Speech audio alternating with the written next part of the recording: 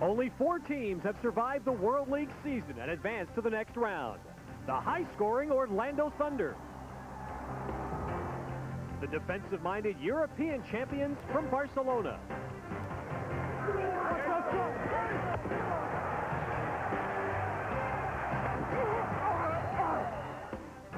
Sacramento won the divisional war and advanced from the West. Catch, baby, great catch! And the only team to have beaten the other 3, the Birmingham Fire.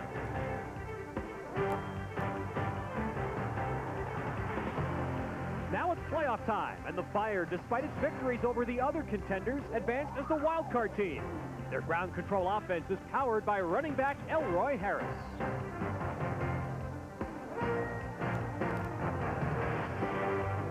The Thunder enter the playoffs as the league's Eastern Division champions.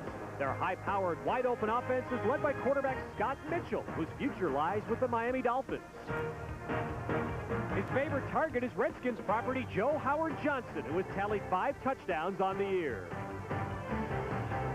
It's the World League playoffs, the Birmingham Fire and the Orlando Thunder next on USA.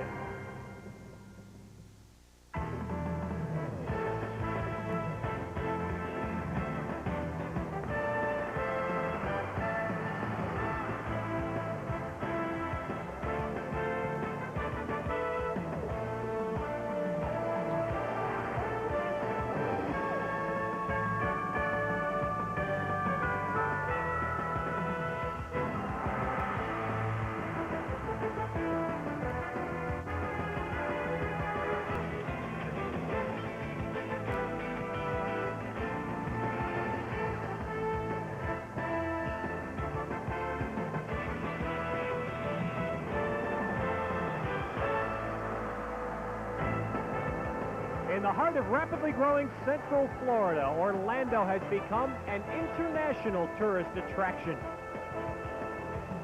And tonight, Orlando excited because the World League playoffs have come to town. And yes, there are Thunder fanatics who will be easily seen tonight in their fluorescent lime green shirts. It's the World League playoffs, the Orlando Thunder hosting the Birmingham Fire. Last year, Birmingham blew Orlando away. 2 weeks ago, these teams met again in Birmingham, and the Fire escaped with a narrow 1-point victory. 10 Orlando turnovers, punctuating the prior 2 meetings between these teams. And welcome, everybody, to USA's coverage of the World League playoffs. I'm Ted Robinson. Of course, these are 2 teams that really come to this game in different ways. Birmingham has 15 starters back from last year, when they also made the World League playoffs. Stability and continuity led to a successful season. Orlando rehauled their team completely from last year, and they wound up with the best regular season record in the league at 8-2. And it's a pleasure to be alongside John Robinson again for this playoff game tonight. And John, 2 teams that got here in very different ways. Yeah, their philosophy of offense and their philosophy of how to win is very different. Orlando wants to rely on their quarterback, Scott Mitchell. They'll spread everybody out and let Scott attack with a short passing game. Birmingham has to defend that short passing game, come up and tackle those receivers.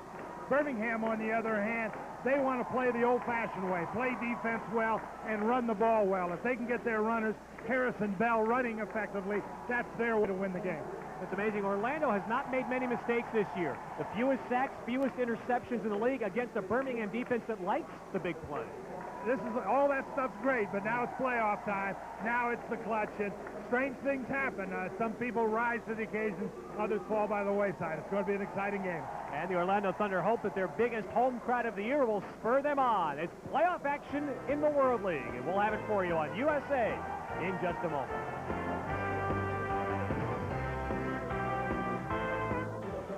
Also with us tonight, the inimitable Michael Barkan. He's standing by right now with the World League Coach of the Year, Galen Hall. That's right. We're going to find out what this Coach of the Year is going to do. You've got a wide-open type of offense, and Birmingham plays a more conservative-style game. How are you going to offset? How are you going to win this game? Well, we cannot allow them to control the football on us. Our defense has got to stop the running game. We cannot turn the ball over when our offense has it. We turned it over 3 times 2 weeks ago up there, and they beat us. So we got to play better in offense, and we got to stop their running game. Since you clinched the division, you've had 2 wins squeaked out and 1 loss. I guess they'll be a little bit more motivated tonight? Yes, they are. They know what this game means, and they're ready to play. You know, you got your 20th reunion at Penn State. This guy's an old Penn State quarterback. You got your 20th reunion next week. What happens if you're in the World Bowl? Well, I'd rather be in Canada. All right, there you go, Ted. All right, there's the man that Galen Hall hopes will take him there. Lefty Scott Mitchell from Utah, who was quoted in the Miami Herald yesterday, John, rather bold statement. He said, if I'm not the #2 quarterback for the Miami Dolphins this year, I want out. Well, I think sometimes 24-year-olds make those kind of statements, and he's had a great year. This has been a great experience for him. I think he has a lot of promise, and I'm sure Don Shula feels great about what he's accomplished this year with Orlando. And on the other side, it's a different story. This is a veteran, Mike Norseth, who's bounced around a lot of NFL camps. He has played a grand total of 4 minutes in an NFL game in his career, but he has done a nice job simply winning in Birmingham. Yeah, he has, and they don't have good numbers in the passing game, but they make key plays in the passing game to keep drives alive. They try to run the football when they get down in close, and he's been a good leader for them. Chan Gailey, the Birmingham coach, longtime assistant and offensive coordinator for the Denver Broncos. And Chan Gailey, who really believes in the togetherness, which is an often abused term in sports, but his team really personifies that. They have so many players back from last year, and you watch them practice, John, you see they really are a team. Yeah, and they rely on the team concept to win. Everything about their idea of winning is not based on 1 or 2 stars. It's based on everybody pulling together. Philip Doyle is the kicker for Birmingham, and he'll just knock a line drive deep into the end zone. Grantis Bell will down it there. And the Orlando Thunder will take over from the 20-yard line. And if your color and tint dials are not working on your TV, well, you'll know them tonight because the fluorescent lime green uniform should show up brightly on your screen. Scott Mitchell, lowest interception percentage in the World League this year. And in the short passing game at a high percentage. One of the 2 running backs, either Roger Vick or Darryl Clack, both NFL vets, will be there at all times. Joe Howard Johnson is the leading receiver. And a good offensive line. Rick Cunningham, former Indianapolis Colt, anchors it on the left side. And here's a reverse give to Joe Howard Johnson, and he has a lot of room. Well, a little wrinkle by Orlando on the first play, and Arthur Hunter finally brings down Joe Howard Johnson after 21 yards. Here's the 3-man front for Birmingham. Tony Bowick starting at the nose instead of the injured Darrell Phillips. John Brantley was an All-World League selection this week. And so was John Miller in the secondary, but Arthur Hunter in the secondary will wear helmet cam tonight. And the Thunder going up there with the no-huddle attack. Well, the Thunder are coming out attacking. Ball start, number 73, 5 yards, still first down. It was Kevin Allen, former #1 draft pick of the Philadelphia Eagles, who moved quickly, and that cost Orlando 5. Joe. You can see here they've got 5 receivers out. There's nobody in the backfield with Scott Mitchell. He's going to get lonely there. But they're only rushed 3. And the quick hitter is complete, but a very short gain. Joe Howard Johnson on the catch. And Anthony Hendon, linebacker for Birmingham, makes the tackle. That's what Birmingham has to do. They have to tackle the receivers in their tracks in that short passing game. See Scott Mitchell pausing, looking at the wristband. That has all the plays for Orlando. He gives straight ahead, and Darryl Clack spins out across the 45. Oh, good game by Clack. Picks up 8 and will leave Orlando at 3rd down and 5. Here we get a look at the helmet cam. The safety man, Art Hunter, has to come up and make this tackle. You get a look at it from his standpoint. Art Hunter felt that one, and so did Clack. Out of the gun, 3rd and 5, and that's a catch for a first down. First down reception by Willie Davis, Central Arkansas. 8 yards and a first for Orlando. Of course, you World League veterans know that Orlando calls the plays in strictly by number. And then Scott Mitchell will look on his wristband, which all the offensive players wear, and determine the play. And pulls Birmingham off. They've got a 3 down here. Shuttle to Joe Howard Johnson. And the play will gain almost 5. Well, they'll take the penalty because they'll get the 5 yards and the down over again. You can see just how dynamic this offense is. They've got a group of plays kind of rehearsed, I think, for their first series of downs, and they're coming after you. Okay. And Birmingham just has to kind of ride it out. Offside, left defensive end, 5 yards from the previous spot, still first down. Otis Moore, although Pelham McDaniels on the other side was also in the zone. So that cost Birmingham 5. It'll be 1st and 5 here at the 41-yard line of Birmingham. Now a 4-man rush, and a pass incomplete. Intended for Grantis Bell, and the coverage by Tracy Sanders. That time, Birmingham kind of played a man-to-man. Everybody just picked a guy and covered him. Watch, you see the replay here. It's just straight man-to-man coverage. It's harder to complete short passes than man-to-man because your receiver has to be running at full speed, running away from the defender. Opposite! Green! Now they hand it off straight ahead to Darrell Clack, former 1,000-yard runner at Arizona State. 3 years to the Dallas Cowboys. No, let's go. Want to go reverse? Yeah. Red. No, what's the number? Be left 19. Okay, give me left. Yeah, I got you. Hold on. What do you want? I want to go left reverse. Left 19. 21. 21, Scott. Yeah. 21. Red 21. I just huddle them up 21. Galen Hall's going to get a break here because Tony Bowick of Birmingham is injured, so this will give him time to regroup and make sure they've got the right play on 3rd down and a long 2. Now, Tony Bowick, this is a tough injury for Birmingham, John, because the other nose man, Darrell Phillips, is banged up. That's why he's not starting. Yeah, Tony looks like his knees bother him there. So. I know. He's got a reverse coming here at 3rd down and 3. They'll get a pass rush up the field, which may get somebody in the way. Bowick doesn't look bad. He's running off the field, so that's good news. And Phillips is in there now at the nose, but again, he was banged up well enough last week, but that's why he's not starting. Birmingham had a tough game. They had to go to Ohio last Sunday and win to make the playoffs, and they did so in the final 2 minutes of the game. Philip Doyle kicked a field goal to get the Fire into the playoffs. And it's Joe Howard Johnson. He has to beat Sanders, and he can't do it. And Birmingham's defense answers its first big challenge of the night, a 6-yard loss, and the Thunder will have to punt. Well, that was an excellent play by Sanders. He came up there. The coverage rotated him up, and he saw the reverse. You see here's the fake inside. Joe Howard Johnson has to run laterally for a long way to make this play go. Once Sanders had him slowed down, it was all over there. Ray Criswell is the punter for Orlando. And he has a new snapper. His 2nd week with the team, George Crest, and he almost airmailed it, and Criswell made a great save. And the punt is going to be down inside the 5.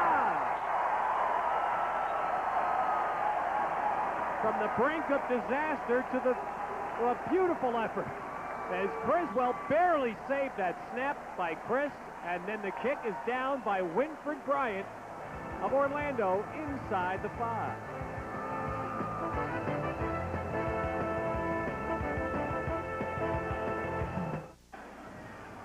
Now back at the Citrus Bowl in Orlando, a lively crowd on hand here tonight for the Thunder.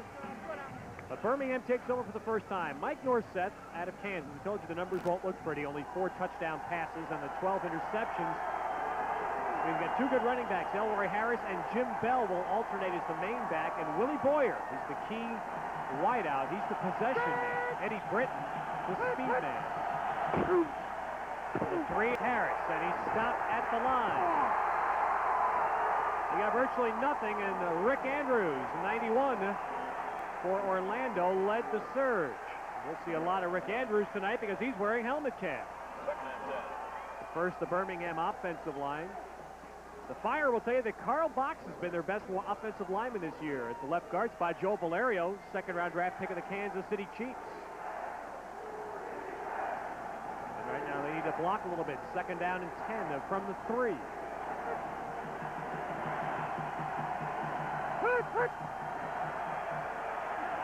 Norseth in trouble, and he is sacked for a safety. Willie Wyatt and Dan Stilio, the inside defensive tackles for Orlando, combined for the safety, and the Thunder score the game's first points. Well, Mike that time had a quick drop, as you see here. Wanted to get the ball off to the tight end fast. There just wasn't anything there.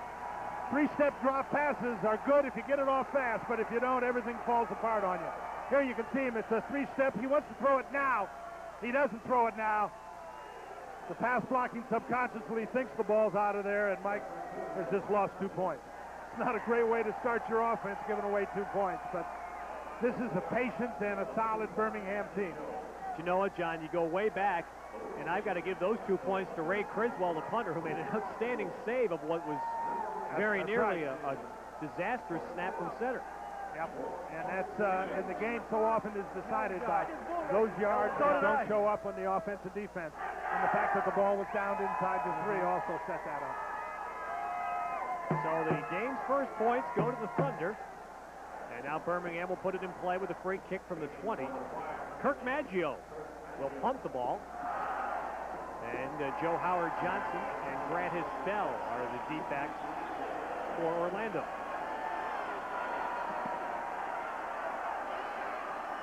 And this will be Bell who'll take it at the 35. And he crosses the 45, so Orlando gets 2 points and good field position for their second possession. Now, what Scott Mitchell has accomplished this year, John, is what many people, both inside the World League and observers, hoped this league would be, a developmental league for people like Scott Mitchell. Absolutely. If his experience here makes him that much more ready to come in and substitute for Marino, or just to get the experience he needs that, you know, in 20 years when Marino stops playing, he might be ready then. Now 3 wide receivers for Orlando, and Michael Titley in the game is the tight end. Give it to Darryl Clack. There's a tough Birmingham defense, the #1 defense against the run in the World League. Okay, 20. 20, Scott, 20, 20. 2-0, 2-0. 2-0 is the call. That doesn't mean anything. Everybody looks at their wristband to translate what 2-0 means. Play number 20. A requirement to play in this team is you both have to read, and you have to have either good eyes or contact. Second down and 12. Oh, that's a great catch by Joe Howard Johnson inside the Birmingham 40.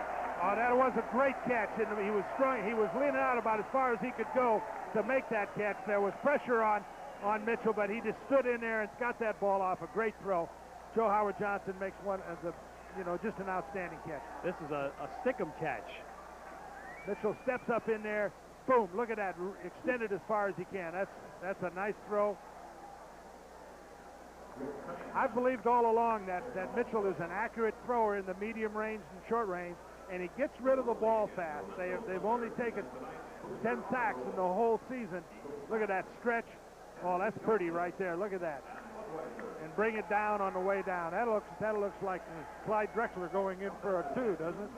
Well, Joe Howard Johnson, you can see he's been around. He played at Notre Dame back in the mid-'80s. And of course, he belongs to the Washington Redskins, but with a fellow named Desmond Howard headed there this year, there are some who wonder if Joe Howard Johnson's future may be with another NFL club. Well, Joe's just going to say, hey, Desmond, take that catch. Cunningham's the man hurt. It looks like his legs, and he's up and walking well. He'll be back in there. This is the outstanding offensive lineman in the league this year. Who's going back? Rick Cunningham, the only unanimous choice of all 10 World League head coaches to the All-World League team. The only unanimous choice. There's no confusion as to what position he plays, is there? Look at that. Look at that guy. 305 pounds. And Rick Cunningham played. He was a high draft pick of the Indianapolis Colts and played there. Another young man who hopes the World League will lead him back to the NFL. Inside handoff to Clack. And you better be careful when you spin around inside against that Birmingham defense, because they'll tackle and strip that ball. Yeah, I think against Birmingham, you got to run the football straight at them. When you run laterally, boy, they come off blocks and their secondary flies up and makes tackles. They have to run straight at them, and so far in this game, when they have, they've had some success. A 3-yard play on first down. We have 8:40 to go first quarter. Orlando leading 2-0. Here comes a corner blitz. And the pass is to Joe Howard Johnson, but Birmingham covers it up. It'll be a very short gain. Tracy Sanders made the tackle. Again, you get a look, Ted, at how quick that secondary and linebackers react to the ball. Again, the ball's thrown very accurately. It goes right in his stomach. It gives him a chance to run, but boy, he's overwhelmed by a bunch of guys there. And those receivers aren't the biggest guys. They can't stand that all night. That play was only good for 2 yards. Now third down, and another nice catch. With a flag coming in late, Michael Titley, the tight end, made the catch. The spot is going to be very close to, but maybe a tad shy of the first down, and there's a flag down as well. They're going to bring it back. They had an offensive lineman down there running a pass pattern. I don't know what he was doing, but he was down there a good 7 or 8 yards. Well, now he's the guy that's going to have to go back and have his contacts checked. Maybe he read the wrong play. Yeah, it could very well have been, or he could have said, I thought you said tackle eligible. This Orlando system is intriguing, John, how they kind of circumvent all of this what about, I know, technology. I tell you, want to go 89 go then? No? Well, this man has been is voted the Coach of the Year in this league. Galen Hall has got a very bright mind and is willing to take some risks with his offense. It's a dynamic offense, and it's fun to look at. A penalty against Orlando, but nonetheless a fine catch by Michael Titley. Oh, again, his receivers are making him look good so far. Great job. Mitchell's 4 for 5, but his receivers have helped. No. 16. Now 5 receivers in the game, all split wide for the Thunder. Rush. So Mitchell has a lot of time. And he throws it. And it's caught for a touchdown. Joe Howard Johnson.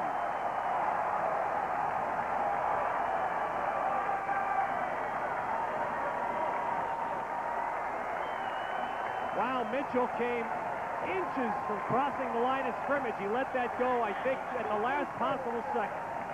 And it was good for 6. And did he put that ball on a line and on the money?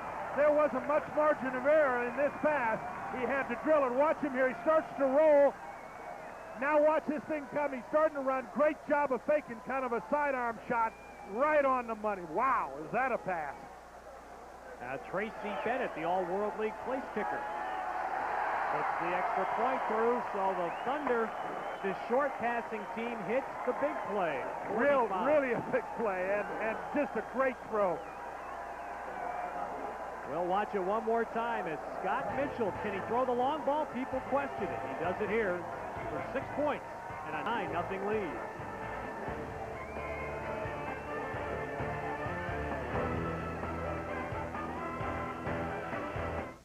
There you go. Scott Mitchell throwing the touchdown pass, and he just finished an interesting conversation with the man he replaced as the Orlando quarterback, Kerwin Bell, actually acting somewhat as an assistant coach, helping him. Well, whenever you do something good, everybody wants to come over and give you help. It's when you do bad and you need help, nobody talks to you. Kicked down by Eddie Britton in the end zone for Birmingham. There's Kerwin Bell, who quarterbacked the Thunder here last year and played for Galen Hall at Florida. All right, let's find Michael Barkan. All right, with Joe Howard Johnson, talk to me about that last reception. You had your man all the way. Well, what it was, I had a middle read on, and I thought I had him right on the middle read, and I looked up and saw a guy scrambling to my left, and the safety came over the top, so I broke out through the corner, and there wasn't nobody there, and guy did what he could to get it there, and we scored. You had 6 touchdowns during the regular season. These guys bend but don't break, but you're breaking them so far. Well, you know, we just have to execute, and that's what we didn't do in the first game. So right now, things are going our way, and we just hope we can keep it going. All right, Ted. Jim Bell now the running back. North sets to throw it. He's going out deep. Long ball sails and falls incomplete, intended for Willie Boyer with Ephraim Thomas on this coverage for Orlando. There's the 4-man front for the Thunder, and it was Cilio and Wyatt, the tackles, who combined for the safety in the first quarter. Rick Andrews is the man that anchors the linebacking core, and he's wearing helmet cam tonight. A very good secondary. Frank and Rogers strong corners, and Todd Crum, former Big Ten standout at strong safety. Rick Andrews looks at the play, 2nd and 10. Quick pitch to Jim Bell. And he's brought down after a gain of a couple. This is really an excellent job by Wayne Dixon coming off the blocks and getting out there fast. Made an excellent play. Birmingham has to be careful now. They have to keep their poise and stay with their game plan. You get down 9 points, and all of a sudden there's that tendency to say, gosh, we got to make something happen. And Birmingham doesn't make things happen unless they get things in the kind of environment they like. 51, Billy, 51. Third down, 8. And a long 8. Well, they've got 5 receivers spread out here. Don't see Birmingham line up this way very often. Incomplete. I'll tell you, if Birmingham winds up 3rd and 8 like that, it's going to be a long night for them.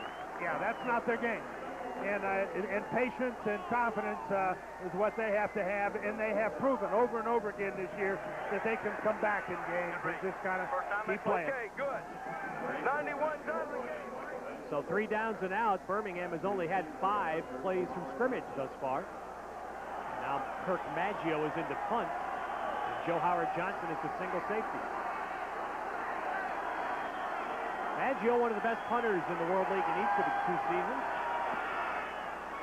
Line drive kick here, though. This will be returnable. And he is going to go. Joe Howard Johnson, touchdown Orlando.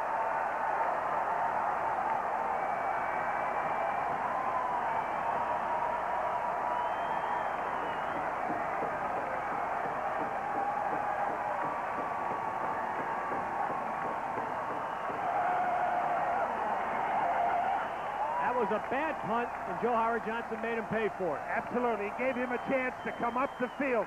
Look at Joe Johnson, Howard Johnson running fast up the field, runs right by the coverage. That one was over almost as soon as he kicked it. You could almost see that happening. And an explosion by the Orlando Thunder in the first quarter. Tracy Bennett puts the point through. We still have 5:15 to go in the first. And the Thunder, which lost to Birmingham on kicking plays 2 weeks ago, capitalized on 2 kicking plays to take a 16-0 lead.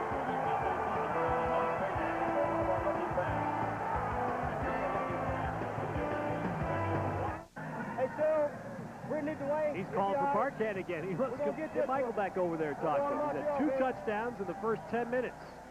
Well, he's accounted for 140 yards so far in this game. You'd say that's a pretty good start. And here's Orlando kicking off a 16-0 lead for the Thunder. Eddie Britt, he has game-breaking speed. And he is tripped up by Maurice Crum, 53, Miami of Florida product. And John, I think that the toughest thing for a Birmingham club that doesn't score points quickly right now is they have to realize it's still the first quarter. Absolutely, and just stay with the things they can do. You know, you start trying to do things you're not very good at, and that's when the disaster really comes. If they can drive the football, get a touchdown somewhere along here in this half, then they can get back in this game. But boy, they can't be in a hurry.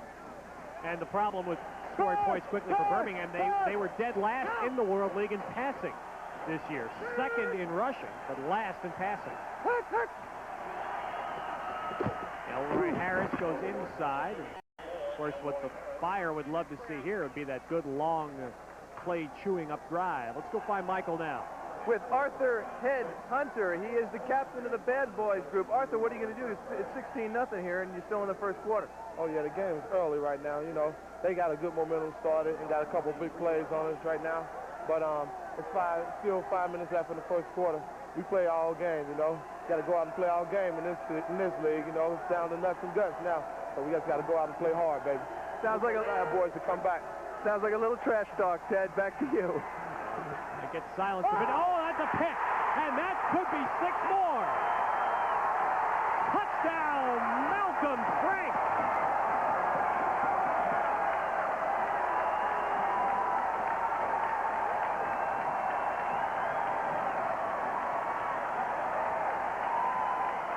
"35 yards, and Orlando has stunned Birmingham in the first quarter." Here you see a simple out. The corner kind of crowds him. Frank is there. The ball's thrown late. That one's on the quarterback. The ball's thrown late. Again, the kind of thing that happens to a team like this. They start trying to do things they're not real good at, and that's the result. If it wasn't time to panic, it is now, I think. Well, Bennett's getting a pretty good workout here in the first quarter. Another high snap, and it's put down nicely by Criswell. And the point is kicked through to make it 23-0. Orlando has scored 2 return touchdowns here in the first quarter.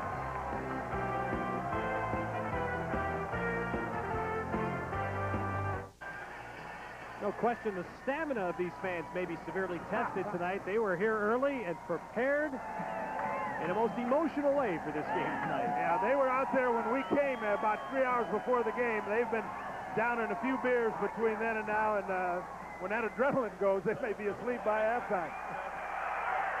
Gailey hopes that his team is at 23-0 Orlando. And Bennett drives this one about 8 yards deep. Eddie Britton downs it.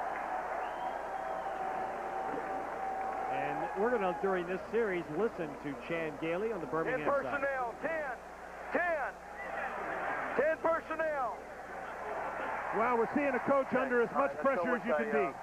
Let's go with, nope, all right, let's go with trips right, fix, 128 sweep. Yeah.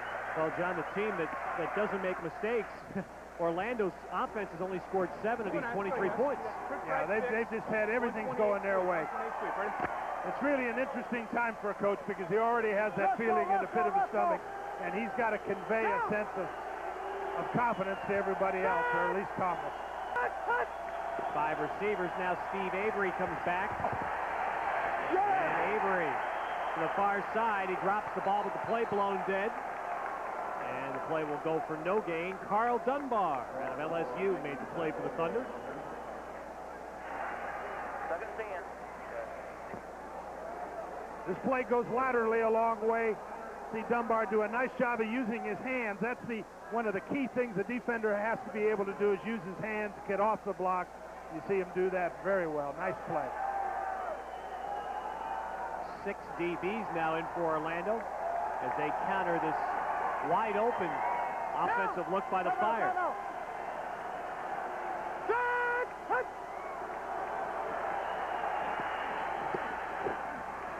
There's the first big play for Orlando and their first down. Kirkpatrick, who played at Florida for Galen Hall, the Orlando coach. That's 16 yards and a first down. Well, that's a start, and that's what this football team has to do. Just concentrate on each play. Don't look at the scoreboard unless it's absolutely necessary, and just keep going and hope you can get a rhythm back. Sweet Bear, 128 Bear. Okay, they're in a 4-1 again. Down! 2:50 to go first quarter.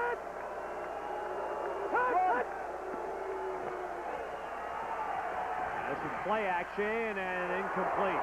Ball thrown high. Eugene Rowell, who's just back off injured reserve. Up high, had the ball glance off his fingertips. Trip Here's right. Ken Galley again. I'm sorry, orange right, strike 904Z. Strike 904Z. 9 is Orange right, strike 904Z. in patterns. The 9 is a deep pattern. 0 is a short hitch-like, and 4 is a hook. We'll see which one of these people Mike is looking at. Down! Looks like we may have a blitz coming here.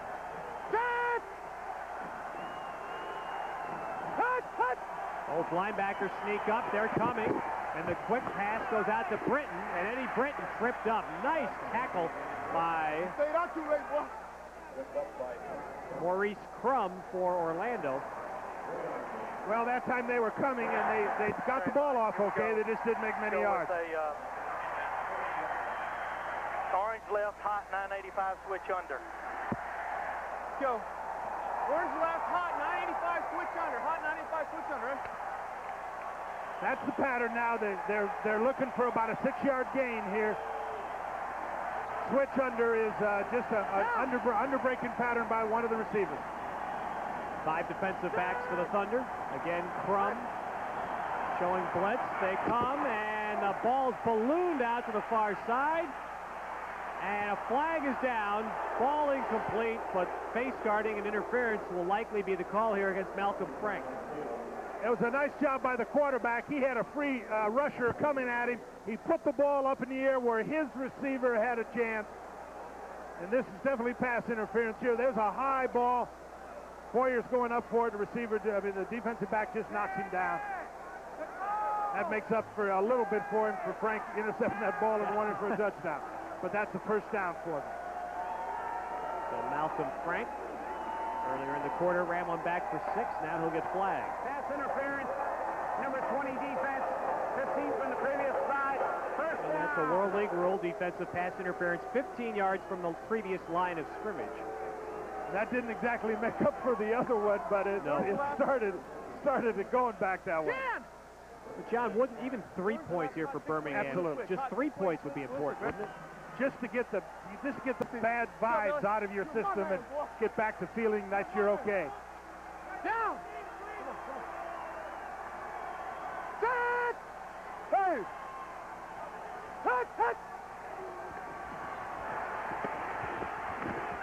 Wide open man, the ball's way overthrown, intended for Kirkpatrick, and a poorly thrown ball.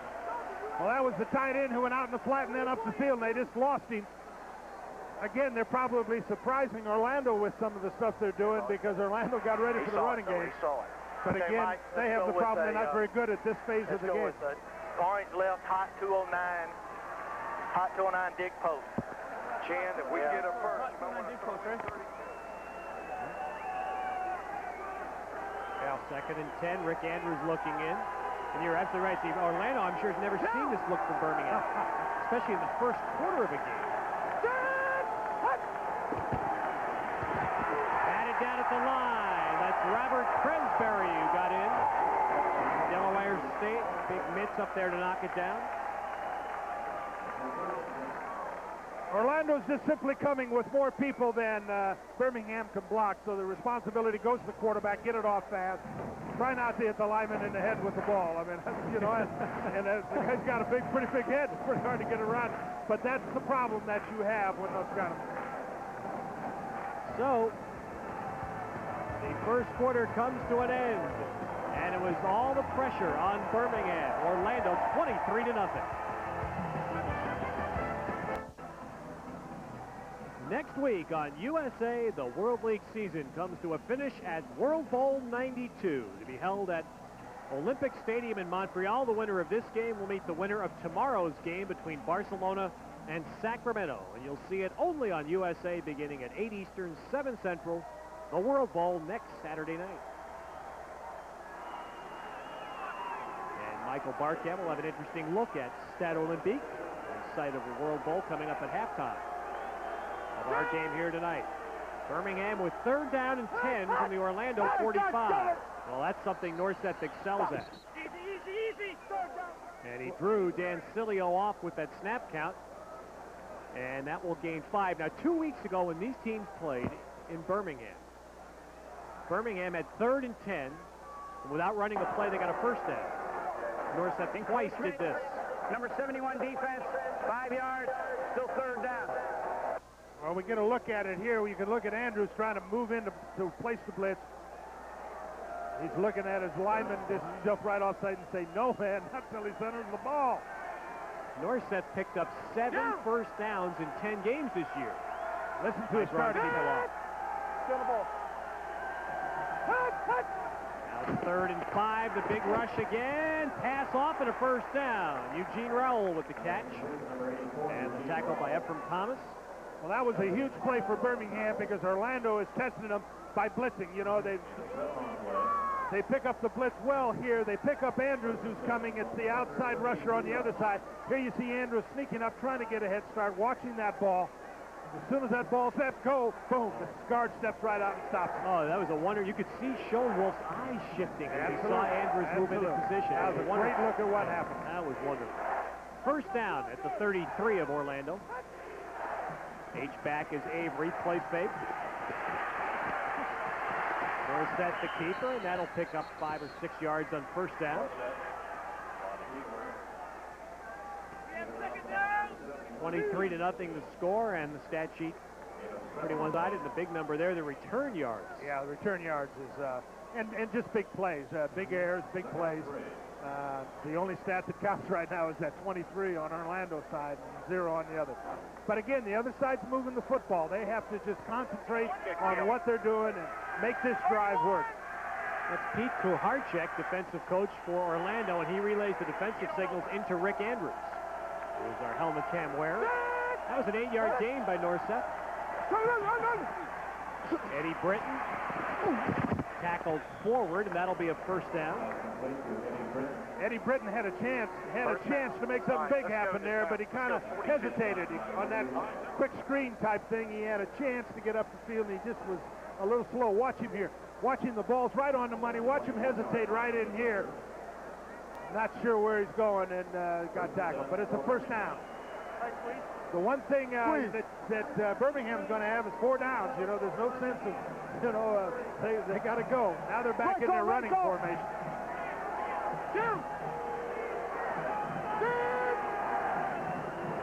Running back is Jim Bell. Oh, Norseth fell. And Bell just gets the football. He'll take the loss. Norseth fell as he wheeled to make the pitch. Well, when that happens, it's usually an offensive lineman steps on the quarterback's feet as he tries to step out of there. Come on, Rich. Come on, I think if we get a look here, which we're going to, we'll see that the guard just steps right on. Look at his feet right there. See, that's the center who's just starting to pull. Steps on him. Quarterbacks sometimes have black and blue toes by the end of the season. That happens a surprising amount of times. Is there fault on that, John? No, it's the guard trying to get out of there a little too soon as the center. Sometimes it's the quarterback for not getting his feet going. Long play on second down, and here's a little trickery. Norseth can't make the catch. Just off his fingertips as Glenn Rogers was bearing down on him and talking to him. Well, that was too bad because it had a chance to be a big play. Again, you got people doing things they're not used to doing. Yeah. It's well conceived, but now you've got Avery now trying to throw back. Led him too far and didn't put enough air on the ball, and Norseth probably saw that guy coming. Northrop got a sense of what the receiver feels now. You see his eyes were right on the defensive back. Say, man, I like passing better than this catch. Funny thing is, Birmingham worked on that play yesterday, and Shane Gailey said he never dreamt he'd have to use it. 3rd and 14. And that'll be incomplete. Kirkpatrick, the closest receiver to the play. Norseth pounded down by Winford Bryant.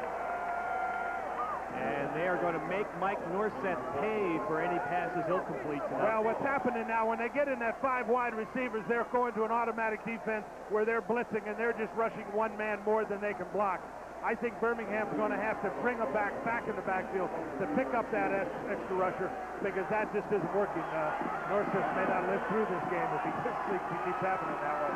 Philip Doyle from 42. Trying to put Birmingham on the board. And he hooked it. Oh, frustration continues for the Fire. They have a 12-play drive. They move the ball for the first time, and Doyle, the leading scorer amongst World League place kickers this year, misses from 42.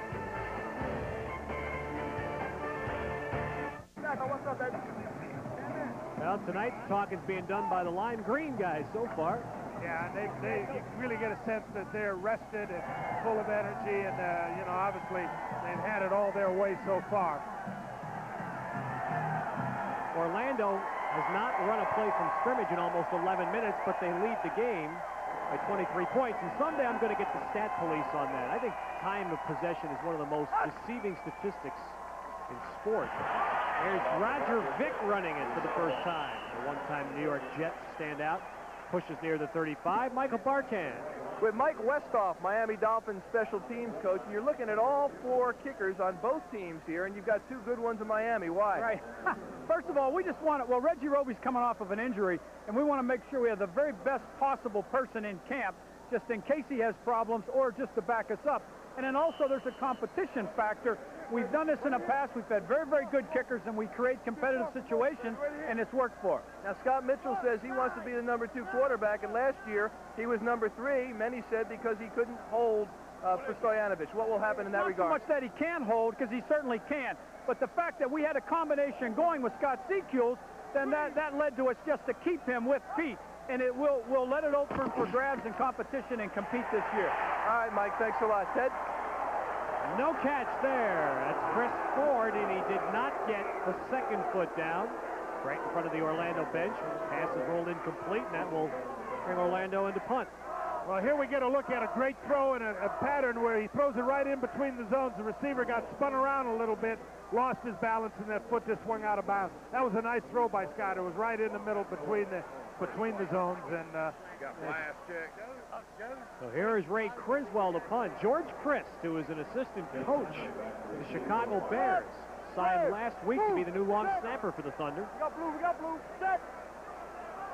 And somebody jumped there. Kick is away. James Henry deep. Henry's in a lot of trouble. And it's brought down. And it was Chris that got all the way down there to make the tackle. And Ted, there are nights like this. This was 4th down and 3, so that offside is going to give him a first down. Wow. That's there right. are days you should have just stayed home, you know. Fire the bus driver. Should never pick this up, right? Right. There it is, 4th and 3, and the offside will give Orlando a first down.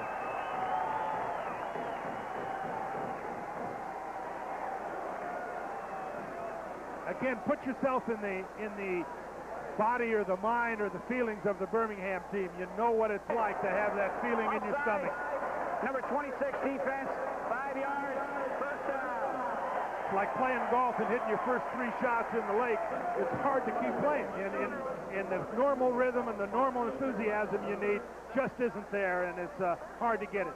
One of the responsibilities of the coach, but Chan has to fight those feelings off in his own being. And all they can do is helplessly watch as Orlando gets the ball back. First down from their 38-yard line. Inside give to Clack. And he gets about 3 yards. You know, Yogi Berra gets laughed at a lot for his wisdom, but he said one line that really applies here to Chan Gailey. He says, you know, sometimes it gets late early. Well, it's doing that right now for Birmingham. Green!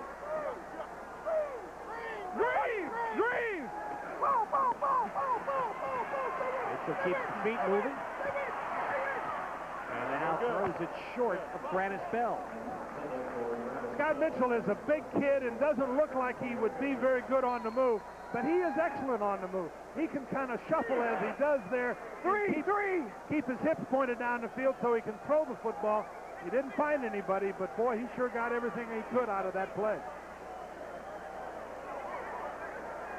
Lisa, Mo. The signals coming in from Pete Hurt. 5-0, 5-0. It's 3rd and 7. Hot. Mo, 4-man rush. And it's incomplete and a flag down. Antonio Gibson was the defender on the play for Birmingham and a flag thrown. The ball is thrown late, but it's thrown so late that the defensive back gets there a little early and causes a pass interference.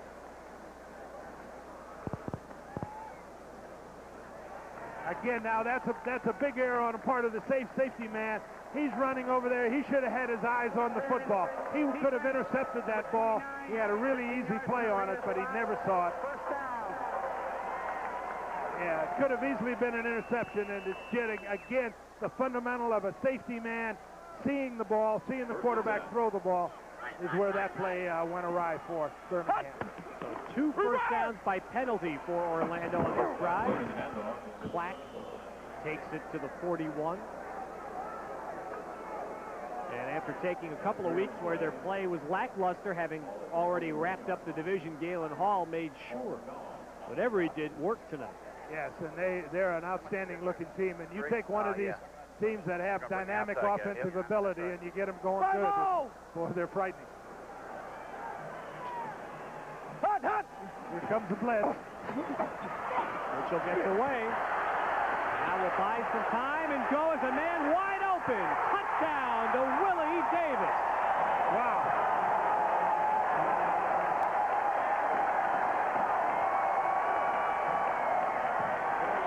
Well, you hit it, John. Mitchell got away from Arthur Hunter on the safety blitz, and then he had all the time in the world. And you know what he does really well? When he starts scrambling, he's able to continue to see down the field and to see what's happening. That time he had a guy coming. Watch here. It's a hunter coming at him. He's got a free. He scrambles away from him. Now he keeps his eyes down the field and sees. I wish we could have had helmet cam on Mitchell, because you could have seen how he'd have been looking down the field and make that play. Big-time play by Scott Mitchell. Bad snap this time forces Bennett way back into the Gary Yerkemian mode. The way this is going, this will be complete. No. It was. Paul McGowan defiantly spiking the ball down as he breaks up the attempt for the extra point. But this is good for 6. Mitchell to Davis, 29-0 Orlando.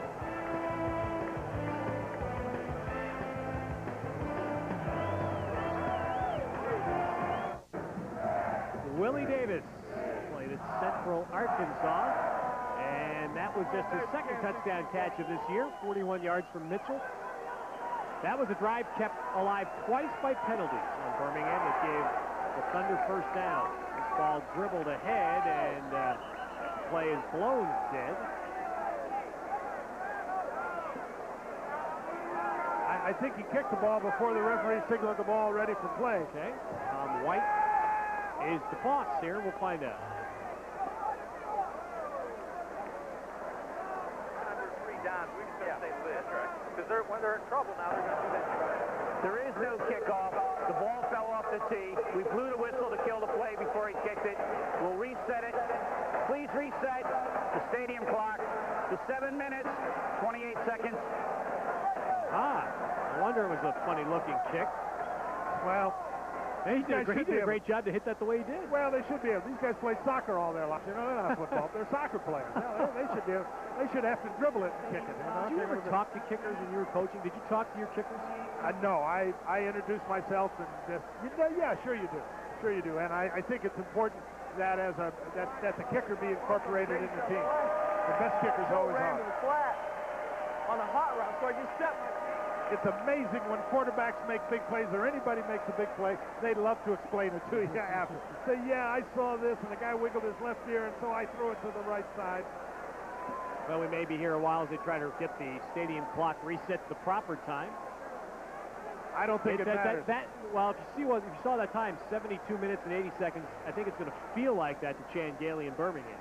Well, it's, you know, I have really been impressed with Scott Mitchell, the progress he's made through this year. You think he'll go back to Miami instead of saying, I want to be second-string quarterback? You don't think he's going to go back and say, maybe I ought to be first? No. Dan Marino. Our friend Dan Marino, yeah.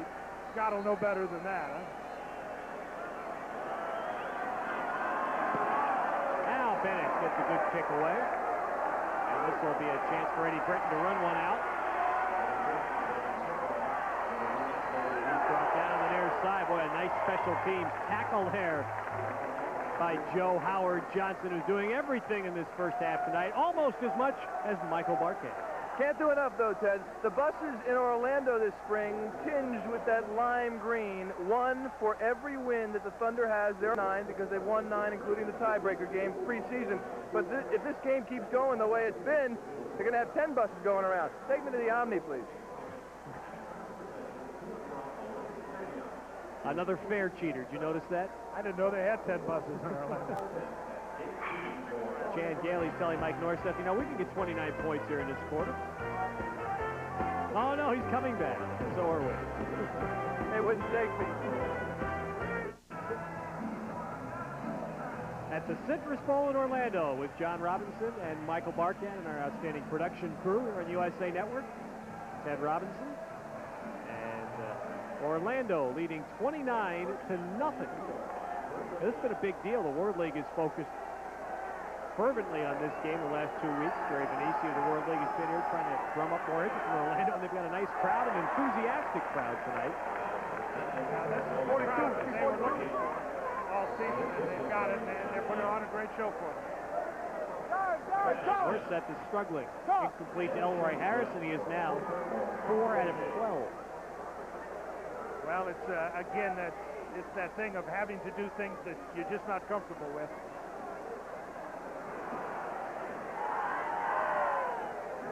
Birmingham's given up more points in a quarter and a half tonight than they have in any game in their 2-year history.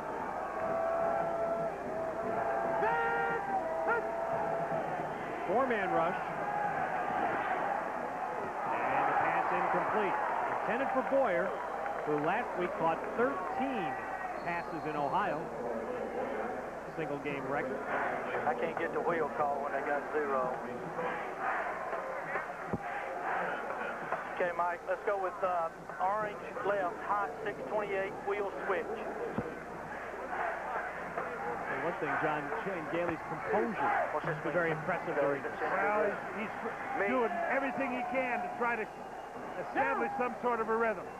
Again, he's got that 5 receivers, no back.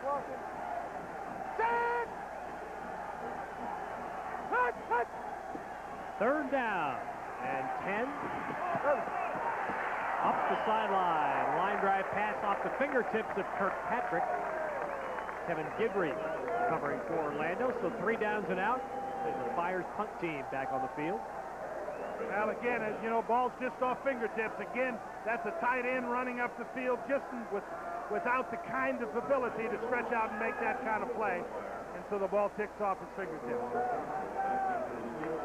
I think if I were Chan, I'd kind of go back to a normal offense and just see if he gets one more chance in this half, see if he could punch one in. Well, we'll get into that Sean Moore in a moment. That's one of the more intriguing stories of this World League season. Maggio almost had that blocked. It may have been partially tipped. The ball does get a better roll for Birmingham and will trickle down inside the 45-yard line of Orlando. But still great field position for the Thunder to start in a first half that has belonged to them.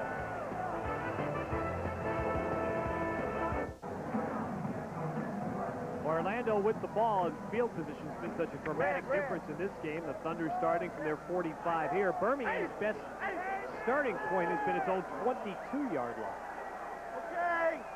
Okay. And Mitchell gives the ball inside to Darrell Black, who drives it across midfield.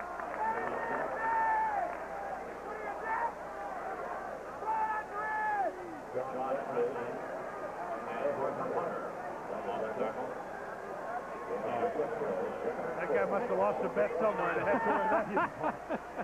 Okay. Second down and 4. And Black got hit behind the line there, brought down for a loss. Tony Bowick back in the game after an early injury tonight. So is Rick Cunningham, by the way, who was hurt early in the game for Orlando. He's back on their offensive line as well. And the Thunder trying to go again with the no huddle on 3rd down and 6.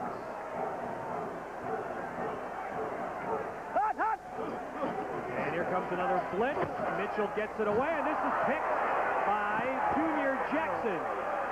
Looking for a lateral. No help, though. The Birmingham nonetheless gets the ball on the turnover inside the Orlando 40. Oh, and there's a personal foul now. Did it occur before or after the interception? That's the question. I think if it's on the quarterback, it's going to be, the ball's going to come back, it's going to be. Okay. It'll be Orlando's ball. Wow. Otis Moore, the man that may have been the offender. You think Coach Bell ought to decline this penalty just to make the game competitive? Passer, number 71 defense, floated ahead, 15 yards. Wow. Well, we'll see. We'll get a look at it.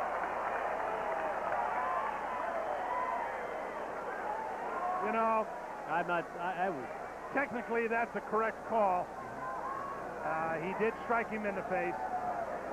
But it's so hard for a lineman rushing the passer, trying to get his hands up to defend against the pass, to try to block the pass. His hands just go into that direction. Yeah, by the book, that is, but sometimes the book needs to be replaced by some common sense. You know, it's part before they hit the quarterback were his hands. Well, I think he had to make that call. Going for the big strike. Oh, right through the hands of Grannis Bell. Wow, Mitchell put that right on the money. Yeah, and it was a line shot. He was running out of room in the back of the end zone, so he put more drive on that football, more like a 2-iron rather than much, air under the ball. And watch this ball come hard in there. He should have made this catch. That ball did come with some real speed on it. Well, that's right. You see, that ball he never got his hands on it. It hit him in the wrist. And your fingers and your hands have to make first contact with the ball if you're going to catch it. No, white corner. 4 wideouts, 2nd and 10. Mitchell sees a blitz coming, and they run out of time. Mitchell saw a blitz coming. He was trying to adjust, and Orlando ran out of time. So they'll lose 5 yards. No, you're not. No. He was confused from the beginning. They were trying to talk to each other during that play. Time just ran out on him. All you have to do is move Darryl up in that gap and go. Yeah, we shouldn't have to say anything. Darryl should move up and let's go. Orlando regrouping. We'll be back in a moment. On the left.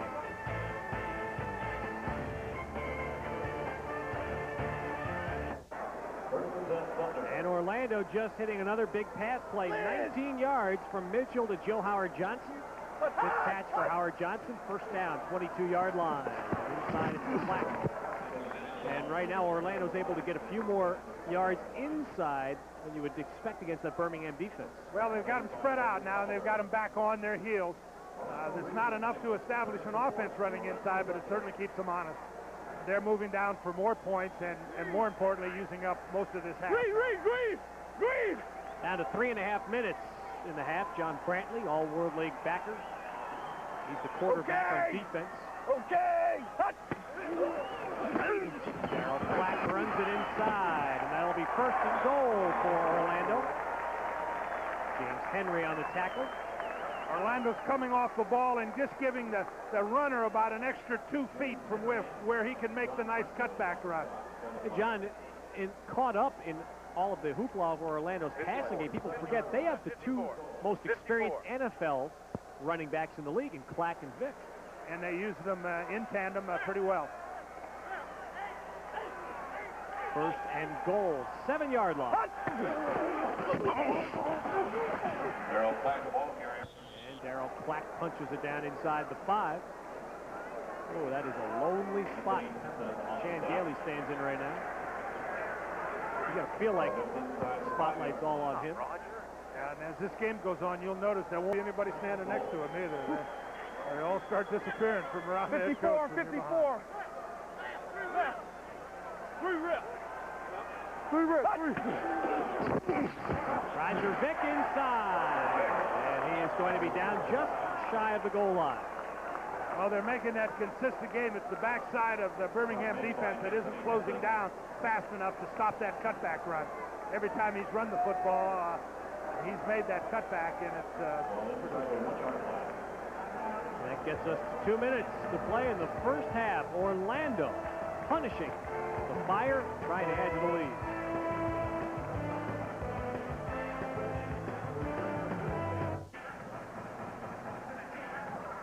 The Orlando Thunder just inches away from adding to an already imposing lead that they put on in the first half of a playoff game. And nobody on that sideline could ever have anticipated this happening in a playoff game. No, and it's, again, though, two big plays at the start of the game. The big pass and then the punt return really pretty much decided it. Oh, there's a good play by the Birmingham defense. They stopped Vick on 3rd down and goal. Arthur Hunter leading the surge, and it was a goal line stand by Birmingham last week that helped save their playoff clinching win at Ohio. Here's the helmet cam. Arthur Hunter coming off the corner. Nobody blocks him. Makes an excellent tackle. You see how you could see with the camera right into the man's hip. That's the way you're supposed to tackle. And now Tracy Bennett on 4th down, trying a 19-yard field goal. Birmingham blocked the these in the 4th quarter last week, but not there. Hey. So Bennett puts it through from 19 yards, tacking 3 on to the lead, and it's now 32-0. You know, John, I imagine that right now you're pretty darn happy you're not coaching anymore, because I imagine you can identify greatly with what Chan Gailey and his coaches are experiencing. Yeah, and, you know, and the worst thing, just the simple things that you normally are so confident about begin to fail you.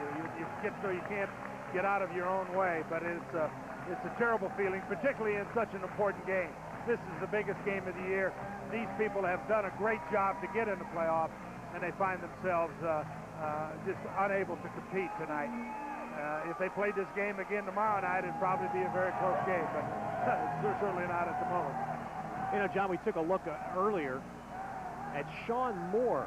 Now, we've seen Mike Norseth, quarterback for Birmingham all year. Sean Moore was the runner-up for the Heisman Trophy 2 years ago in Virginia. The Denver Broncos sent him to the World League specifically to play for Chan Gailey here in Birmingham in the hopes that he would get needed experience to perhaps be the backup to John Elway. He's taken one snap from center all year.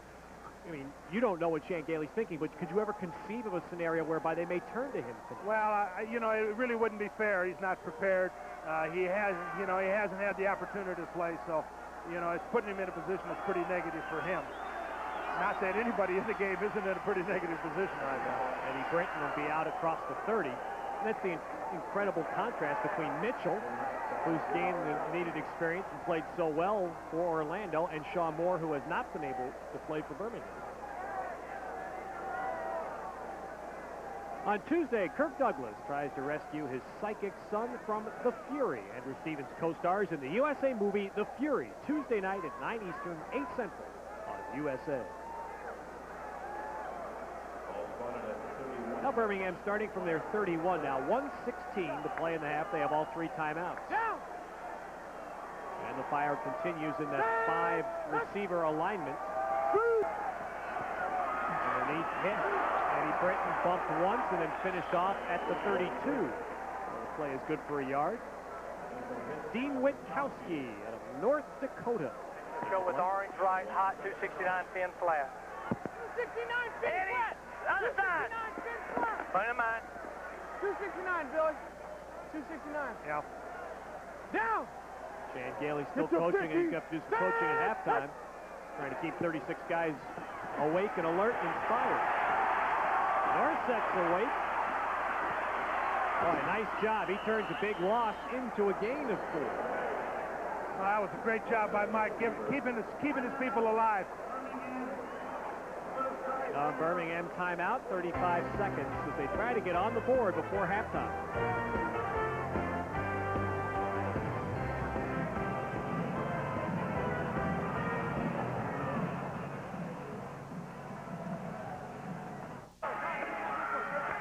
Chan Gailey watching his team. He may turn to John Robinson for a little inspiration at halftime.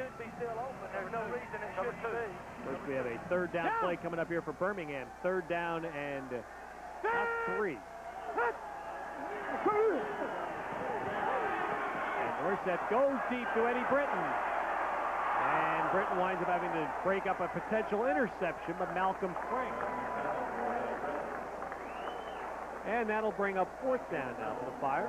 Well, it's a terrible thing to do now. I think he's got to go for it on 4th down, but if he doesn't make it, and he is going for it, there's that risk that they can put another 7 points on the scoreboard going the other way. What difference does that make now? Absolutely. He's got to do something to get this thing turned around a little bit. He needs to act. 38-yard line, 4th down. They need 3. 28 seconds in the half. Down. Orlando had to take time out. They were confused about personnel. Orlando, that's their first charge timeout. 40-second timeout. I was going to say, John, that you were an assistant coach at USC in 1974, playing your arch rivals from Notre Dame. Your team was down 24-0, I think about a minute before halftime. That's right, and not too different a set of circumstances than this. We snuck a touchdown in, and then at halftime, John McKay said, we got to make something happen here. Anthony Davis ran the kickoff back in the second half for a touchdown, and we scored 55 straight points. So something has to happen to spark you when you're this far down, and certainly that was a memorable game. Not for the Fighting Irish, however. Anthony Davis scored 6 touchdowns that day. Ara Parseghian's last game. I think that might have been the last time USC beat Notre Dame, John. No, that is not true, Ted. That is not true. And you know that's not true. Down. 4th down. It's a long 3. Norseth was trying to draw him off, and instead he quick kicks the ball. Now, he tried to draw them offside. When that didn't work, he quick kicks the ball down inside the 10-yard line. Now Birmingham trying to tackle the football away and brought down Mike Nettles inside the 10. Well, that was a very well-done play and a great kick. I don't think it's going to net them much. Orlando will be happy to just to sit on the ball and go in at halftime. 32-0. This is pretty tough. Now coming up, our Budweiser halftime report features Mike Barkan with an insightful look at how Olympic Stadium in Montreal prepares for next week's visit to the World Bowl. We'll also have highlights of the first half, not many of which will please the Birmingham fans. Mike Norseth is having a little choice words with one of the Orlando defenders on his way off the field. Can't kneel with the football in the World League. You have to move it forward, so Mitchell takes the snap and goes ahead to gain a couple, but that will end the first half. And the Orlando Thunder go to their locker room right into the face of their fans. No, not yet. Not yet. We have a timeout taken at 5 seconds. Birmingham, one of the defenders called a timeout. You see Chan Gailey's reaction to that. Well, every once in a while, that's what defensive linemen do. They jump up and say, oh, my God, got to take a timeout. That's why they're defensive linemen, for those kind of decisions. But,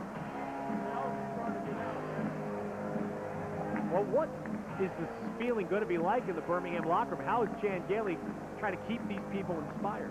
well, I don't think they're definitely not inspired now, so it's not a question of keeping them inspired. You know, I think the biggest thing you have to do is, first of all, get everybody to relax. You know, everybody there is jittery. There's a depressing type feeling. When things are going bad, it's the jitters that hit you first. You get nervous, and you get that feeling in the pit of your stomach. Almost to have a sense of relaxation and say, hey, gang, you know, let's just have some fun and go out here and see if we can get something to happen. Obviously, a pretty tough task. A great response from the Orlando fans. A very classy man, Chan Gailey, now with Mike Barkan. Chan, what are you going to do second half? Because you guys, 32-0, that's a tough lead to overcome. Yeah, it is. But if they score 32, we can score 32. You know, that's what I'm going to go tell the team. You know, I don't like it. We botched everything you can botch in the first half. We got to go try to regroup. And I can't let them die. That's my job. They look beat right now. Can you breathe that fire into them? I doubt they'll quit. I don't believe they will. Any chance of seeing Sean Moore in there second half? That'll have to be determined later on. All right. Thanks, Chan. Ted? Chan Gailey, the Birmingham coach. Very, very classy man to stop and talk at a difficult time. Absolutely. And you see what greatness in coaching is. Sometimes it's handling the negative as well as handling the positive. There's a man with a lot of class and a man who knows how to coach this game. We'll be back with our Budweiser halftime report from Orlando in just a moment.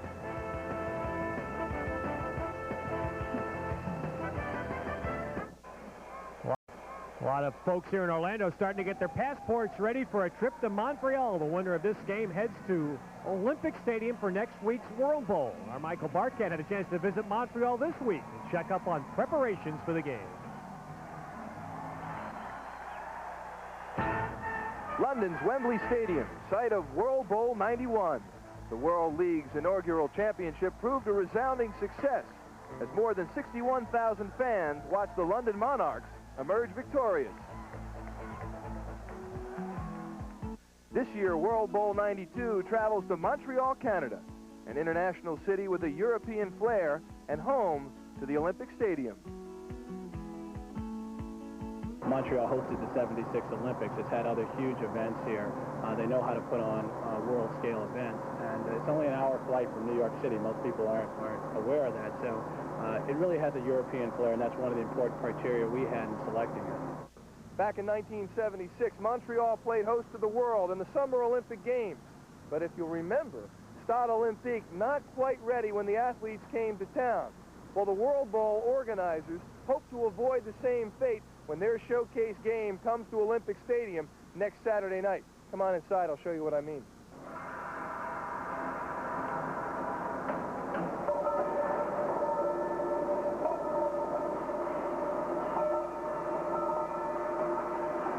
This is the dugout for the Montreal Expos, and that is the problem in our story. Baseball. Right now they're setting up for a Genesis concert here at the stadium, but the night before the World Bowl, the Expos play a home game, not just one, a twilight doubleheader. And it's going to take some time for them to turn the stadium from baseball to football. But there's one man who says he can do it. The man behind this promise Real Desjardins of the new Montreal Machine. Now, what's the biggest problem that you have to contend with to set up for the World Bowl? I think we end up with a very tight schedule to pass from baseball configuration to football configuration. Everybody is scheduled to work starting at 11 o'clock at night, so and to finish the next day at 3 o'clock in the afternoon. This conversion may sound simple, but the seemingly endless list of tasks under normal circumstances takes close to 17 hours to complete. For Real's team, the pressure will most certainly be on. 2-minute offense, and Real's got to get the ball in the end zone. I mean, what kind of a player is he? What kind of a team does he bring to the field?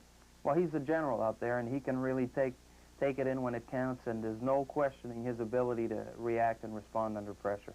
How do you feel before going into a situation like this? Well, we have dedicated personnel, and I'm sure that they will work harder to make sure that we end up with the best situation as possible. You sure you're not nervous?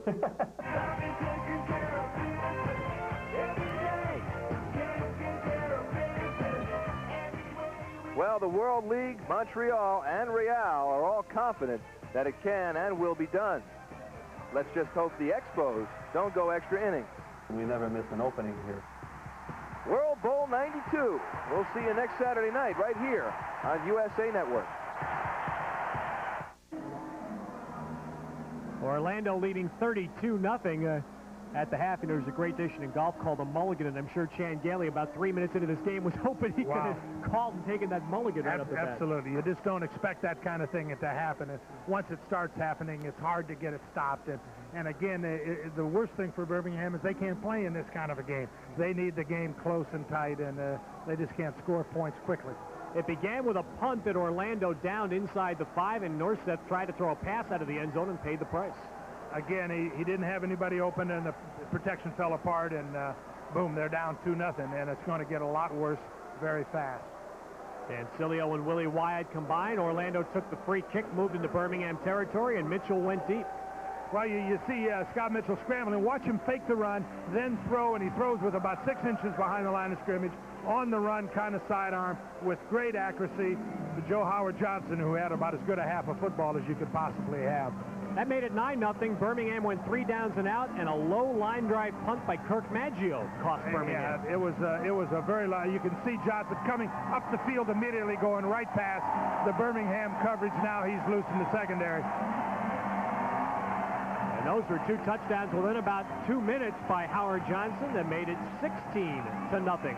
And here was really the backbreaker. They throw a simple out pattern. Frank, the cornerback, reads it. The ball's a little late in coming, and he steps in and makes the interception and is off for the touchdown. You get the feeling that the Orlando players are just playing faster and harder than the Birmingham players. Everything a step faster. Birmingham missed a 42-yard field goal. The Thunder come back down the field, and Mitchell makes a great scramble here. You know, and they got a blitz on, and Hunter comes free and has got him, but Mitchell again steps around, scrambles, keeps his eye down the field, hits Willie Davis for a touchdown again.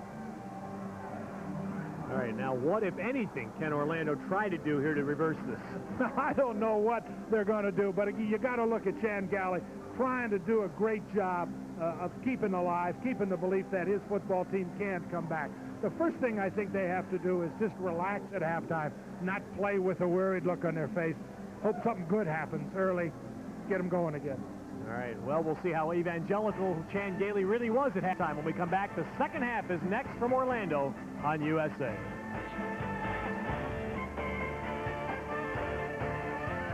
Well, you know what, John?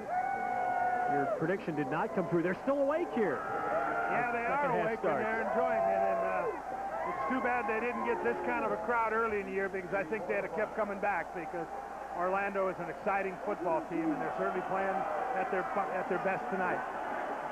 Eddie Britton will field the second half kick for the Birmingham Fire. And he finds some nice running room, and Eddie Britton is out near the 40. Tackle made by Mike Nettles of Orlando. Of course, the big number is 32-0 on the scoreboard. Here are the rest of the first half numbers. Yeah, look at that. Look at time of possession. How meaningless that can be. Yeah, that is a meaningless stat for the most part. It's just the fact that Birmingham had to get away from their game plan. They had 20 yards rushing, which is, it's just, you just can't have that if you're that kind of a football team. And worse than that, 32 yards passing after a lot of passing. 32 points by Orlando, 16 by the offense, and 16 by either the defense or special teams. Mike Norseth. And that was not a good decision. Norseth would probably get better on running that football. Yeah, that looked like a lateral almost. Again, trying to, you know, you get yourself in this place, you try to find big plays, and you try to have that thing in your head, I got to make something happen, and you almost had a disaster there. Jan 114, 115 goes to the weak side on out of hot. 115, 114. Okay. They lose 2 yards on the pass to Britton. Second down and 12.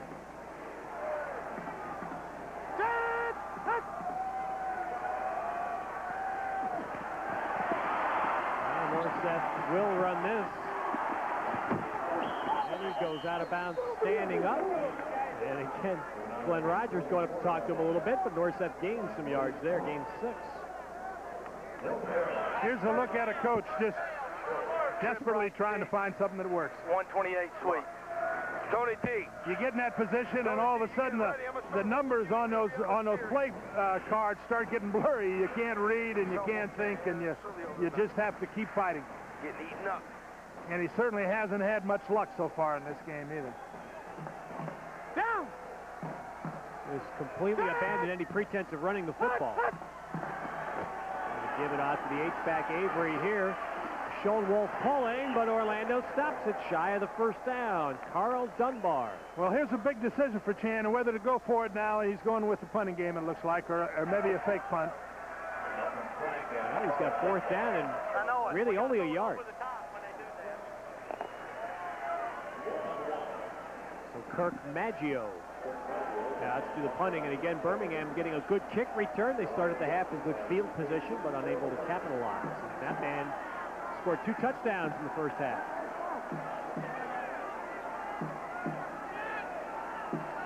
Ten-man rush coming here by Orlando. Peeled back now. Maggio again, another low line drive punt. Oh, and Joe Howard Johnson came close to getting through on that one. He was tripped up by Junior Jackson. 35-yard punt and a 10-yard return. Anytime you punt the ball that low, the receiver gets a chance to attack the defense. They're almost going in opposite directions there, and that's what you're begging for when you're looking for punt returns. And they almost had the break again. These two teams met 2 weeks ago. They had a real controversial play when Maggio punted a ball that went into the end zone, was batted back into the field of play by Birmingham. Everyone assumed it was a down ball, but Joe Howard Johnson picked it up and ran it 90 yards for a score. Flags down as Darrell Clack carries to the 30. It's going to be offsides on Birmingham. Again, give the Thunder 1st and 5. Pelham McDaniel's the man that jumped. Okay, had a man on the last one on 3rd down, covered 3, made it look like 0 extra back, covered 3. Say that again now. 2nd down was cover 3. He made it look like 0 extra back. Right. It was cover 3. And the first one was the same. I couldn't. I think it was just base 3. Okay. They just played zone then. Yeah. Right. Except for the 3rd down. And Chan Gailey talking about Orlando's defense. The Thunder offense clicks Mitchell to Howard Johnson. That's nearer a 1st down. James Henry on the tackle. Up too quick, not setting up his block. But it is a 1st down. Bounce it out. It almost looks like now, John, you see his concentration wandering a bit. That's the hard thing. You just can't keep the negative thoughts from coming in. And it's, try as you will, it's pretty tough. Thunder are going to have to hurry to get this 1st down playoff in time. And Mitchell does with 1 on the slate block. And he splits that to Ford. And he is inside the 15. Chris Ford. Another perfectly thrown ball by Scott Mitchell. Before this game, I wondered a little bit about Scott Mitchell's ability to throw that ball in the vertical passing game down the field. But boy, he is pretty much proven. Look at that throw. That's about a 25 or 30-yard pass down the field, right on the money, and he had a lot of speed on that ball. Very impressive. 50 yards on the pass from Mitchell to Ford, and now Orlando. They're right back with Roger Vick. He's tackled for a loss. Yeah, it'd be nice if you could put these points in the bank from now on. Say, well, we'll save that and give us 7 to start the game. Here's a helmet cam. Hunter, the safety, again, watch him come up. Recognized run, come up and fill. Strong safeties have to be tacklers. They've got to be perhaps the toughest guys in the field. Two. The flip out is incomplete.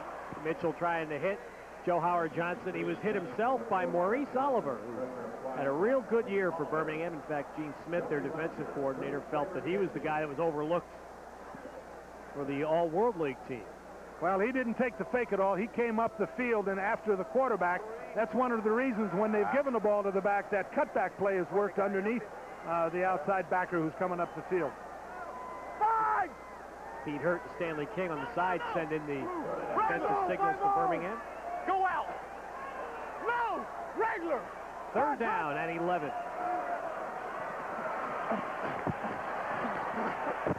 Wow. Johnson was just standing there, and then he got popped by Arthur Hunter when the ball arrived.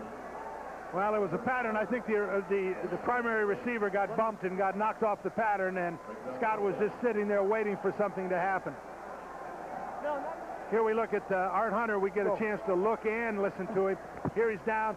Playing safety, you see the ball coming. He reacts to it, makes a play. Nice play, Art.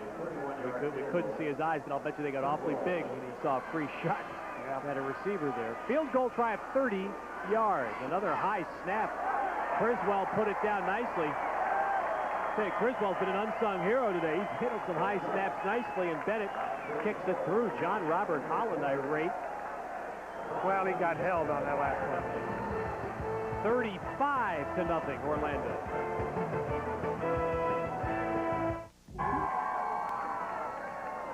All of them wearing lime green. Do you ever think you'd see that day in your life, John, when a professional sports team would be so attired?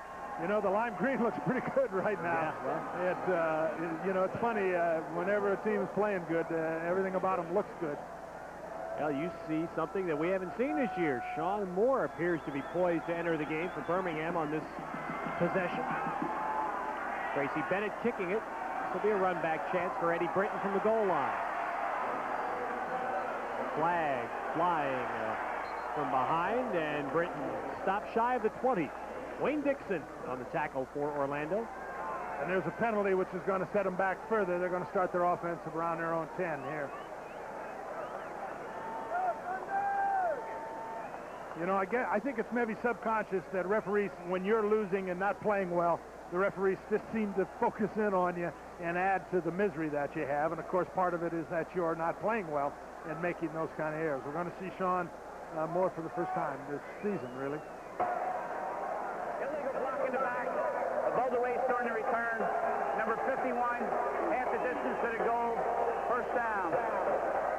Junior Jackson of Birmingham is the defender there. Mike Norseth, 6 out of 17 for 30 yards.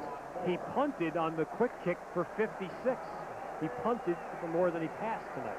Well, that's kind of nice. One of those nights. Sean Moore. Right there. He's standing. Starting from the 9-yard line. And Moore flips it out to Kirkpatrick complete. And he's out for 14. 5-yard gain. There's the Chan Galen. Orange left, hot 628 wheel under. Be ready, okay? Rick. Well, he's got a new quarterback in there, a man who really hasn't done much for a while. He's got to go in and have fun. Looks like he is having fun. I'm impressed with that kind of a look. Just, hey, gang, let's just go out and do it and let it happen. He was a great quarterback at Virginia.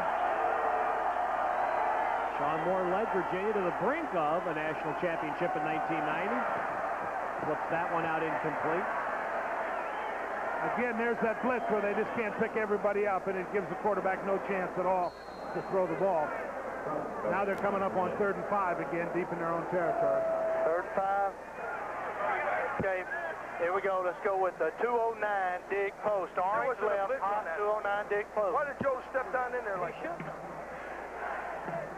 That's a lot of questions tonight. Yeah, you heard the coaches upstairs, you know, questioning the decision on pass blocking. Here comes that blitz again, it looks like. Well, they fall back. Only a 4-man rush. And the pass very high and incomplete. Willie Boyer, the intended receiver. Boyer has not caught a pass tonight. The number 2 receiver in the World League all year with 57 catches. None tonight. And again, 3 downs and out for Birmingham. The sad thing about a night like this for this team is they've done so well and they've played so hard and they've won so many clutch games, and it's just embarrassing to have it go so badly for you on your last time out. Maggio standing a yard into the end zone.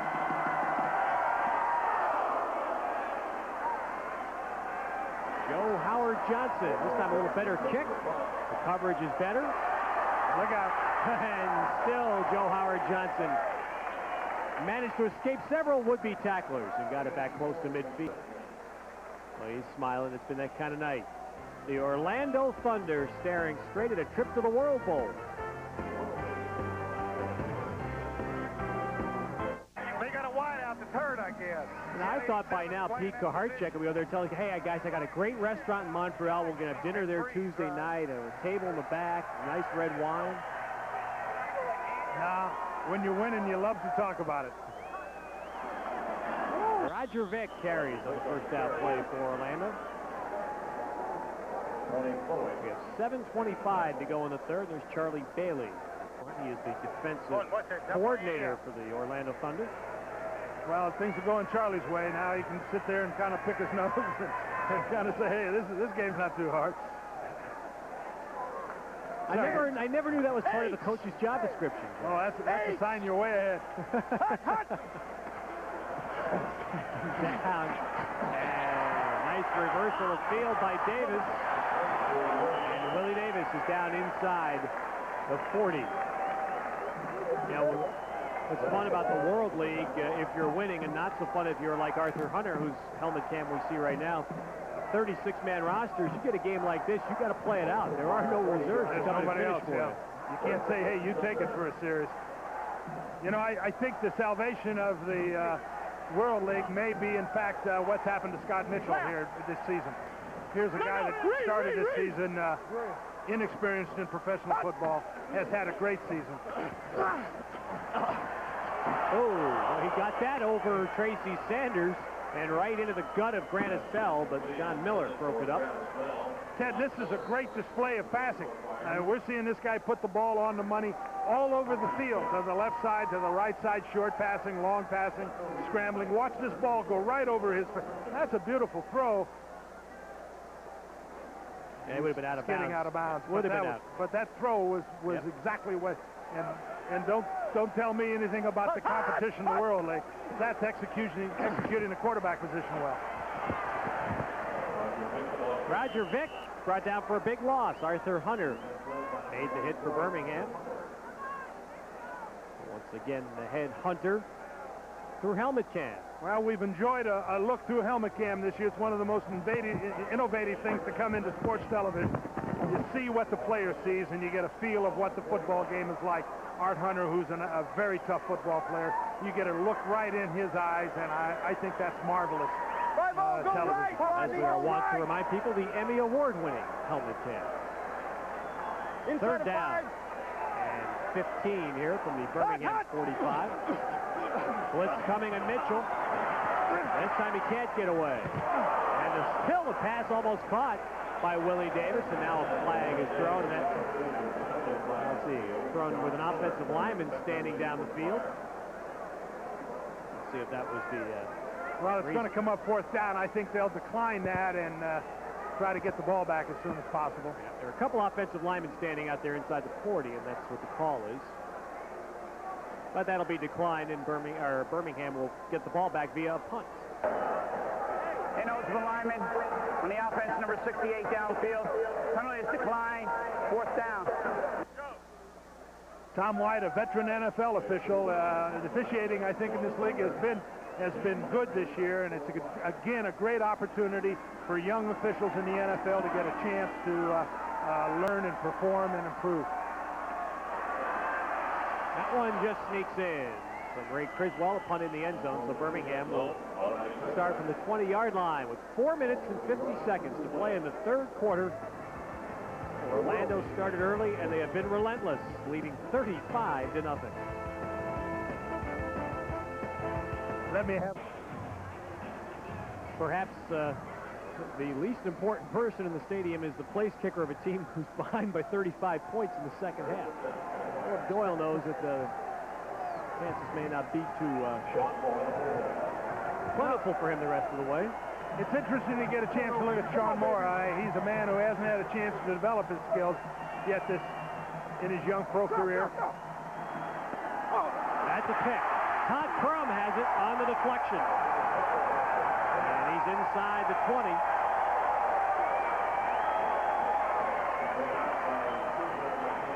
So Todd Crum on the interception. Pass was deflected right into his hands, and Orlando gets the ball right back.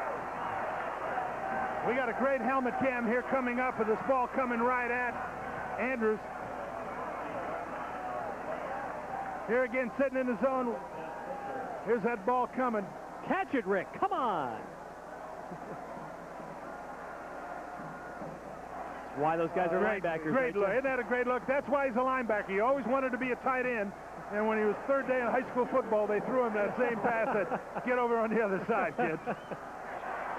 And now to 16 of Birmingham. Inside, nothing there. Tommy Stowers carrying the ball for the first time out of Missouri, 235-pounder. Tommy Stowers, the ball carrier. Nothing there for the Orlando running back. There's Rick Andrews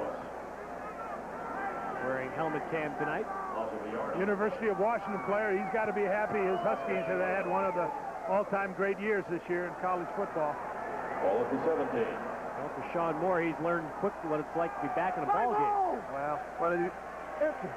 Hot! Mitchell wide open. Willie Davis for 6 more.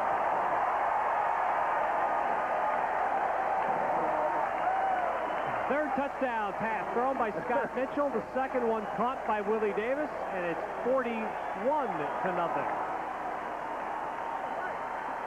Well, I think we've seen the last of Scott Mitchell.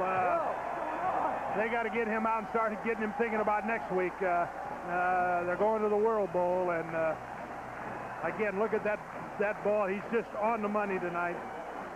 This guy's going to be an outstanding quarterback.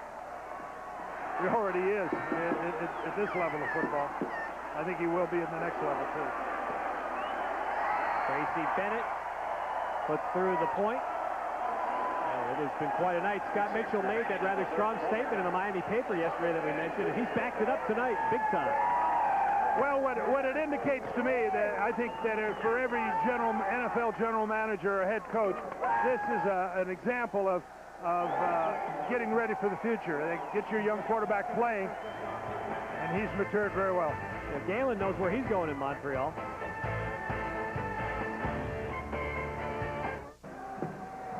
Willie Davis has caught 2 touchdowns tonight. Joe Howard Johnson caught another one from Scott Mitchell. And it's 42-0. Less than 4 minutes to play in the third quarter. That goes through the end zone. Well, the future of the World League hopefully will be resolved shortly. And recently, Michael Barkan had a chance to catch up with Kansas City Chiefs owner Lamar Hunt in Montreal and ask him his feeling about the World League. Well, my feeling is there should be and will be, yes. But I would want to reserve. I can't speak for the full 28-member NFL ownership. But I'm an optimist. I'm an expansionist, an optimist.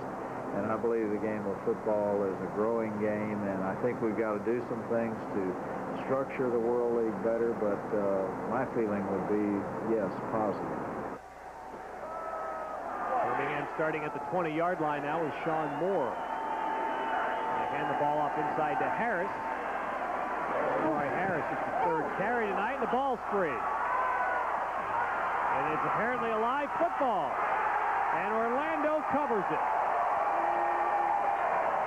No, let's see. Now they're going to blow the play dead, I believe. Now let's see. One official's back at the point of the play, calling it a dead play. The player was ruled down by contact. The ball still belongs to Birmingham. Second down. That's a great call, whether he was down or not. Yes. It's a great call. Just to, you know. Just for competitive and it also balance. Happens to be the right call. He looks like he was down, but you just wish they could make it a little clearer so you don't have 27 guys banging around, potentially hurt themselves for a football. Second down now, the 24-yard line. Eddie Britton on the catch, made one man miss, and Britton has a first down for Birmingham. Well, there becomes a point in the game. We've still got about 12 minutes, 17 minutes to go in this game when you get to the point as a losing coach say, hey, let's just get this baby over with. You want to keep that clock going somewhat. In the World League, on a completed pass, that clock does continue to work, so they can throw and the clock still runs down. Good, yeah. Good. 2:45 to play third quarter. Birmingham with a first down. Sean Moore's first down as a Birmingham quarterback this year. Handoff is to Harris. And he's going to get another first down. Strong run out near midfield.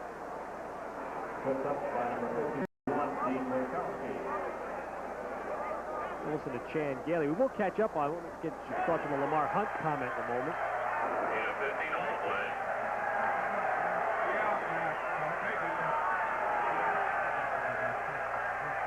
Leaning back in his chair, Gene Smith, the defensive coordinator. No joy in Birmingham tonight, huh? They're coming here. Here's the blitz coming. You kind of hope they'd have some mercy here. Wow. And Moore just unloads it, flips it away. Bryant all over him. I think we got a penalty downfield. We've got I think a holding downfield, or perhaps an offensive lineman downfield. I'm not quite sure. It looks like that's what it was. Umpire, that's the most offensive lineman downfield I've seen in years. You know, John, it was interesting to hear Lamar Hunt talk about the World League future and being so bullish on it. It's a great man to have say that because, of course, he founded the Dallas Texans in the old AFL in 1960. He went through all of this. He knows what it takes and what growing pains you go through in a fledgling league. Well, I would think NFL general managers, head coaches would be eager to get more players playing in this league, not just the end of your roster, but promising young players. Well, that's it. Because Scott Mitchell's, Sean Moore's, like you said. Absolutely. Get the young player an opportunity to play. Eligible lineman downfield, number 74 in the offense, 10 yards, still first down. Ted, I've been very convinced in my exposure to the World League that the men coaching in this level are outstanding coaches. So if you entrust one of your players to a Shangali or a Galen Hall or any of the other, Coach Riley from San Antonio, Coach Stevenson from Sacramento, you're going to get as good coaching for a young player as you can have. And again, sometimes it doesn't work. That's the Sean Moore experiment this year, but the Scott Mitchell one paid off great dividends. Here's Eddie Britton. And Eddie Britton upended. Todd Crum. And nice open field tackle. Well, they're playing free and with abandon, and they're just moving quicker than the other guys. Now, coming up near the end of our game tonight, we'll present tonight's Edge helmet cam play of the game. I think we all know what that was. Yeah. That was one of the great views, and you know that helmet cam has been such a great thing. I look forward to that as much as anything that I've seen it for a number of years. We have Sean Moore being harassed and being brought down. Racine Keaton, linebacker out of UCLA, with the sack for Orlando. Their second of the game. And John, we talk about helmet cam and the views it gives us. The technology is wonderful, but you know something, the people. And we've had outstanding work by our crews all year long to help make helmet cam and the audio that we hear every week possible. Yeah, it puts you in a whole new dimension about your sense of being in the game as opposed to being a voyeur from way up in the press box somewhere. Back up, E. He said back up, E. Further convinces you that sometimes you must have a little bit of an edge to be a linebacker. Or those headhunting safety men. Moore got walloped there. Oh, he got smacked. And that was Wayne Dixon. Well, Sean Moore is welcomed to the world of professional football rather rudely by, you mentioned, a team that's playing carefree right now. Well, again, they're just laying their ears back and coming. They're coming with a lot of pass rush stunts. There's no reason not to. The third quarter comes to an end on this play.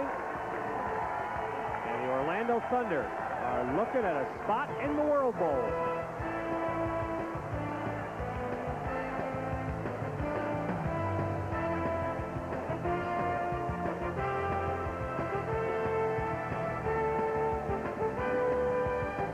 Began as a grand vision, expanding America's favorite sport into new cities,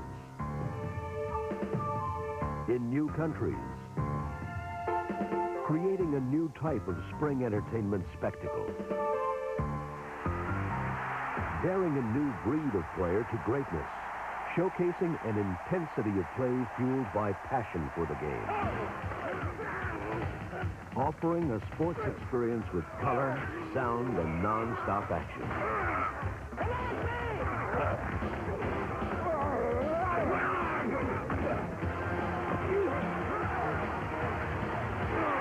For new fans, proudly displaying their team colors and cheering their favorite stars.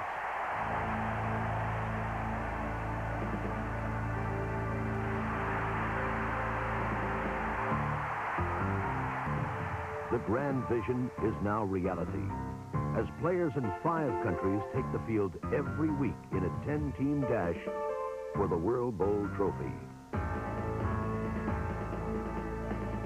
America's favorite sport has boldly moved forward, reaching out to more fans in more places than ever before. The World League, expanding the future of pro football.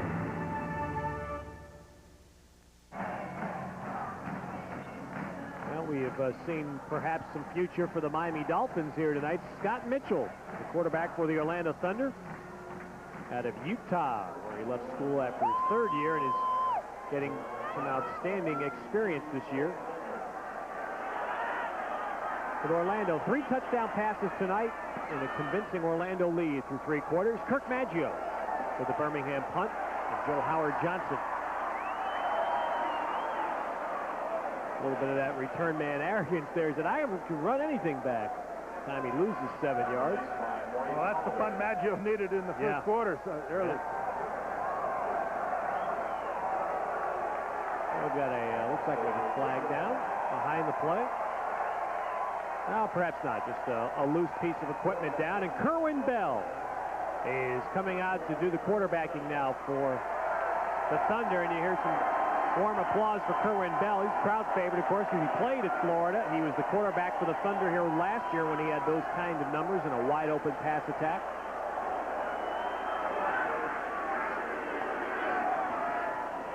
Hands off inside to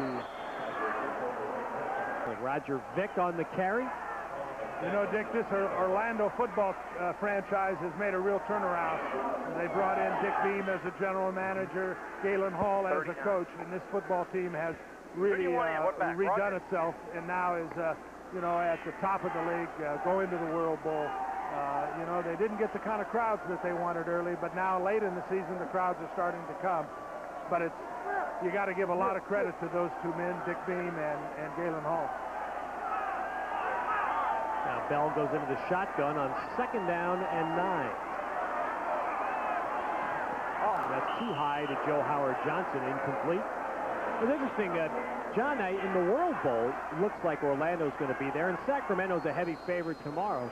If that's the matchup at the World Bowl, you would have 2 teams that completely changed virtually everything on their teams from year 1 to year 2. Birmingham and Barcelona, the other playoff team tomorrow, are 2 clubs that stayed virtually the same from year 1 to year 2. That's right, and And what these two teams have, if in fact Sacramento does go, and that's going to be a tougher game than people think, but we're going to see the two really outstanding quarterbacks. And kind of the young and the old of this league. David Archer, who's had a phenomenal year, and you know, is finding a way back into the NFL because of that. Great year. Scott Mitchell, who's found respect and a future. Orlando his year. Running out of time on the play clock. They take a timeout early in the fourth quarter.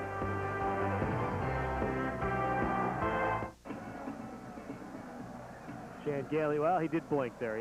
But the blinks are few and far between right now for an obviously disappointed man who felt very good about his football team and the way they played to make the playoffs, but tonight has seen it all crumble, and it disintegrated rapidly. Yeah, it sure did. Wow. Well, Orlando has it now 3rd down and 9. They hand the ball off inside to Roger Vick, and Vick will be stopped short of a first down. Well, Orlando hoping that timeout that they had to call there will come back to hurt them late this fourth quarter. This is the time of the game where Chan Gailey should go down to one of those sideline officials and say, hey, keep that clock going, man. Let's get out of here. Would a well-placed $50 bill help? Yeah, just keep that baby going. Ray Criswell to punt it. Oh, knuckleball kick goes out of bounds. Not a very good punt there, and it's out of bounds at about the 40-yard line of Orlando. So Birmingham will get their best field position of the game. Just a 26-yard punt. Right now the Fire hope they can just get on the board.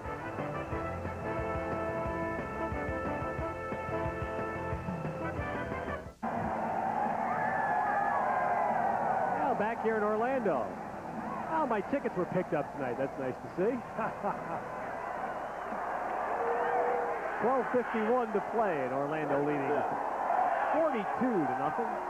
Birmingham starting from the Orlando 40-yard line. Sean Moore.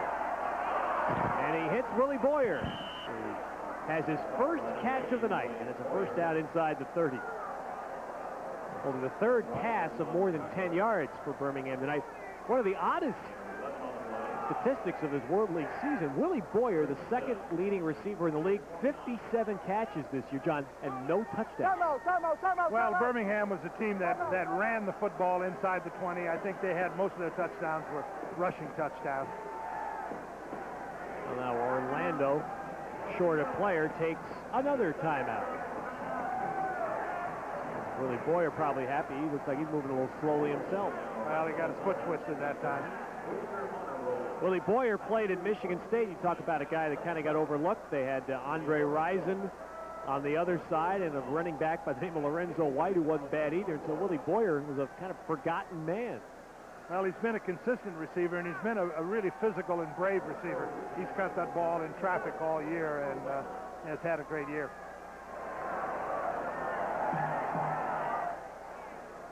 Tomorrow on USA, winning is the only way to survive this deadly game.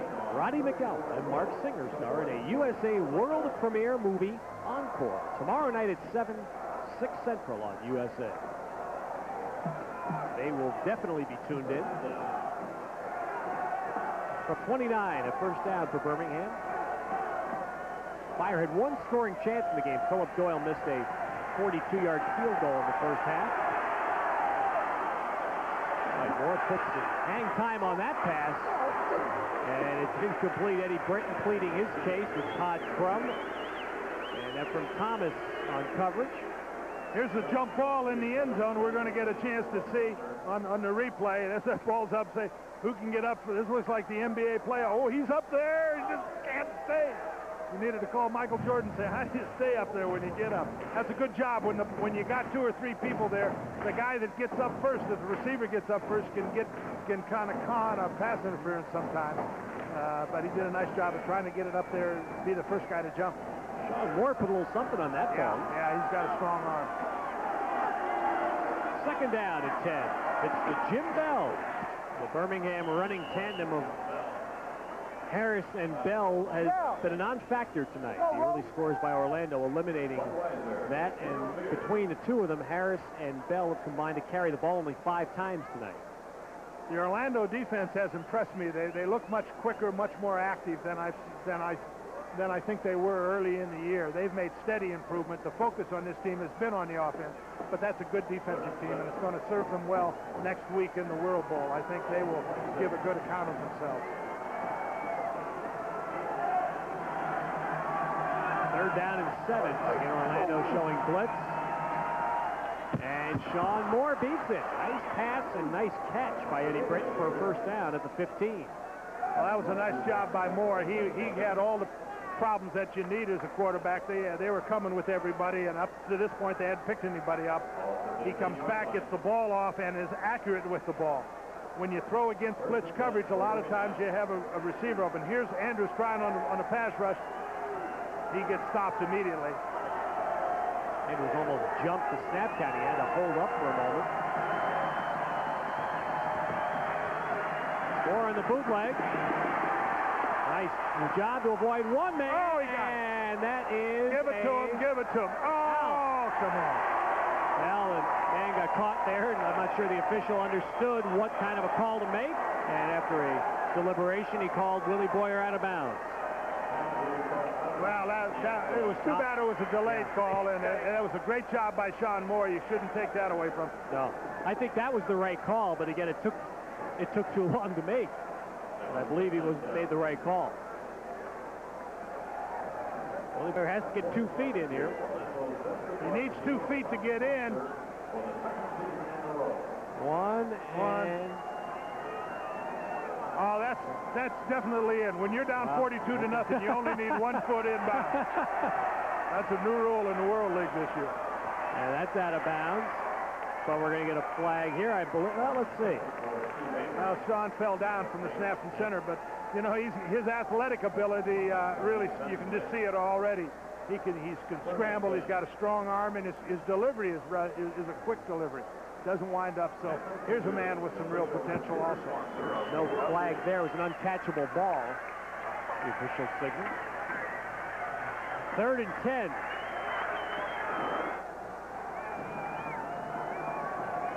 Ball at the 15 of Orlando. 9:10 to play in the game.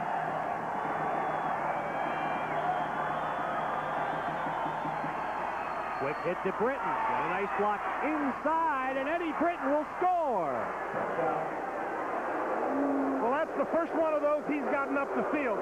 All the other ones that they had tried, and that was a big play for them tonight.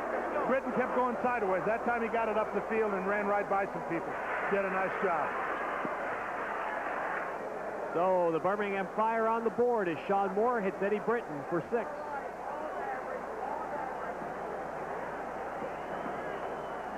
There's the last cut he got by Crum, and that's what got him in the end zone. Now Philip Doyle for the extra point.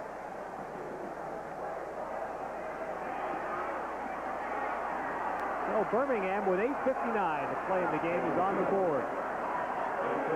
People thought they might have seen this earlier this year. Sean Moore throwing a touchdown pass to the Fire.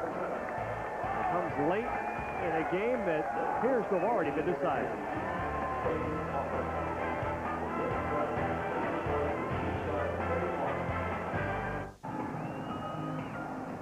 We'll obviously see an onside kick here. We do, and the ball's free. And it's still free and finally squirts out to Birmingham. So the Fire recovers the onside kick just shy of midfield. And it's Orlando players that for the first time tonight are complaining. I don't think the officials were very responsive on that play. I'm not sure the ball wasn't touched before it went 10 yards. Okay, Tom White. The ball's got to go 10 yards before a Birmingham player touches it. Well, he did. Jackson hit the ball, I think, that time. I think it already had gone 10, though. Well, that's why officials have conferences. One guy says it went 10, the other guy says no. I think Birmingham should have the ball. That's what they should be saying in there. Say, hey, give him the ball. We want to see Sean Moore play a little bit. Sorry, Tom, but we can't hear you. That's a ball, Tom. But we know what he said. Birmingham's football. John, it just appeared, and it's just from up here, it appeared Orlando wasn't real ready for an onside kick. Well, they're in an onside kick formation. They had the second line up there close. I just don't know that they had their hands steamed where they put in receivers that are the better people at handling the ball. Well, Birmingham back with the football. And Moore throws the underneath pattern to Boyer. Moves the ball into Orlando territory. You know, Dan Reeves, the coach of the Denver Broncos, has an interesting situation this year. He has Sean Moore, a young quarterback, and they have drafted Tommy Maddox from UCLA. So conceivably, we could see both those young players in the World League next year. And the backup job in Denver's open. Veteran Gary Kubiak has retired. Yeah, so that's why Denver wanted Sean Moore to play in the World League and get some experience. And Boyer with that catch short of a first down. The reason Sean Moore's not playing, people say, well, why isn't he playing? Well, the way Chan Gailey looked at it, they went to training camp and he had Norseth, a veteran, Sean Moore, a youngster, and they let him battle for the job. And Chan just says Norseth won the job, flat out competition, and has not done anything since the season started to lose it. Well, that's what this game is all about. It's competition, and the coach has to give the job to the man that earned the job. But you can see Sean Moore's talent, just his physical gifts are significant. Third down here. They're down short 2 as Harris gets the pitch and he won't get it. And it was Rick Andrews, Mr. Helmet Cam, made the first hit. Again, you see the quickness of this Orlando defense. This is, I'm a little surprised at it and very impressed with it. They are surrounding that football quickly. Here you see Andrews as the linebacker comes off the tight end's block, comes underneath it really. That was a mistake by the tight end. You saw the tight end block into Andrews, then kind of wheel his body around, and Andrews took the inside, made a big play. On fourth down now, Birmingham will go for it. Andrews surveys the alignment. Watch the slant! Watch the slant! It's fourth down and 5 here for Birmingham from the Orlando 45. And an incompletion. They turn the ball back over to the Thunder. And it's for Mark Hopkins, the tight end. You know, John, in all candor, what's going to happen if there is year 3 in the World League is there's going to have to be some decision made on those conflicting schools of thought we talked about regarding Sean Moore. And that gets down to what this league is. If this league is a developmental league and it's being funded in part by the NFL, then the Sean Moores have to play. That's what they're here for. Well, they have to be given an opportunity to play. I think there's always going to be some controversy surrounding that, but what I think is clear is how important it is for the young player in the NFL to have a chance to continue to grow. We saw the best of that in Scott Mitchell. If I were still coaching in the NFL the year that Dave Archer had, I would be looking very hard at Dave Archer next year. I think David Archer could be very successful with an NFL football team this next season, particularly after the way his skills have been sharpened by his clearly outstanding year and his great leadership ability. Scott Mitchell, no uncertainty there. He knows where he's going. Dave Archer not sure yet. His rights belong to Philadelphia. And of course, Sean Moore knows where he's going, back to Denver. And Kerwin Bell underneath here for Orlando. On the bootleg. Throws it out to tight end Michael Titley, and that's a pass to midfield, which will leave Orlando with third down and almost 6. 5:45 to play. Can you believe that he was a quarterback once? Play that dime. Oh, he was a good quarterback, and he was a good quarterback on an outstanding Penn State team. Two outside guys. We ought to be all right here, shouldn't we? Oh, yeah. Most valuable player in the Gator Bowl game, 1961. That's what they do in the heat. Spent 18 years coaching with a lot of good people like Chuck Fairbanks and Barry Switzer in Oklahoma. You don't know that. Come on, Rosie. Come on, Rosie. Underneath, Kerwin Bell to Joe Howard Johnson. And that is a first down before he is collared by Fred Foggy.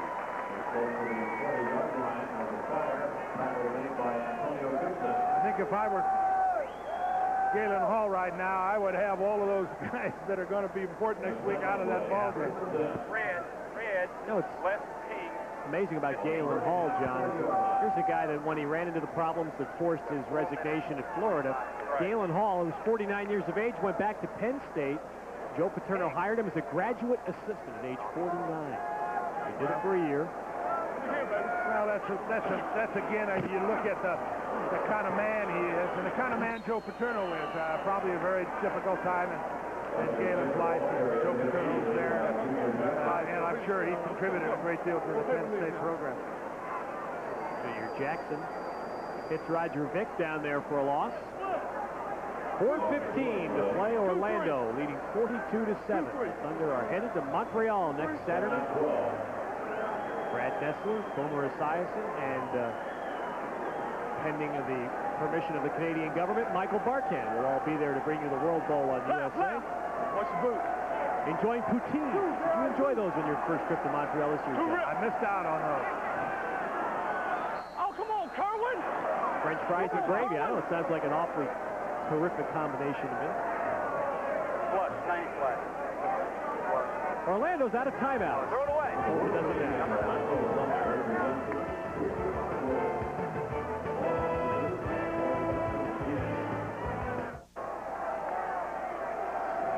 3:48 to play here in Orlando.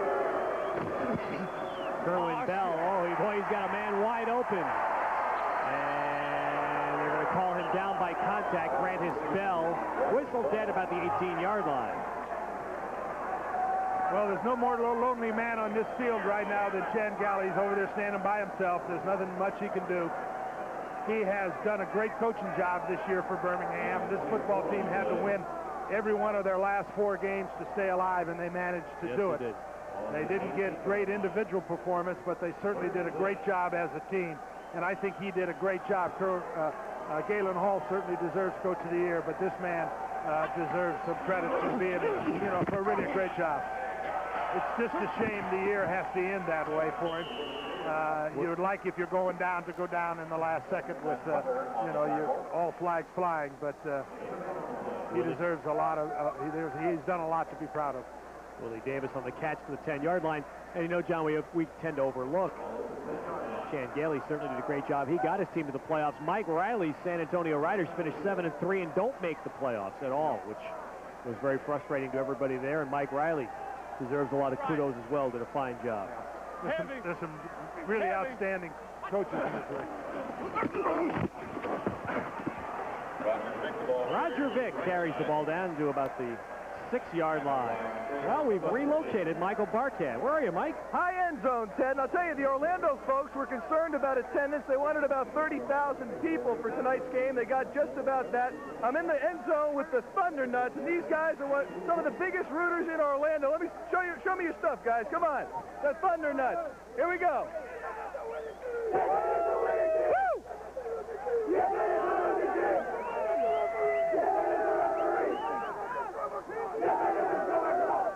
I don't know what to say, but I love it. I'm going to have a seat. Mike fits right in with that group. Wonderful recruiting job, guys. Great job. Great job, guys. What is that?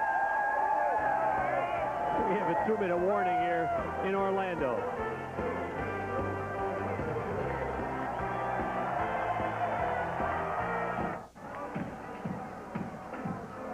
The Edge Helmet Cam Play of the Game is brought to you by Edge Shaving Gel. For less irritation, you've got the edge.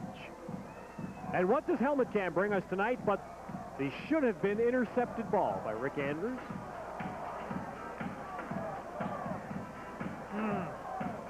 Rick needs that stick-em, John.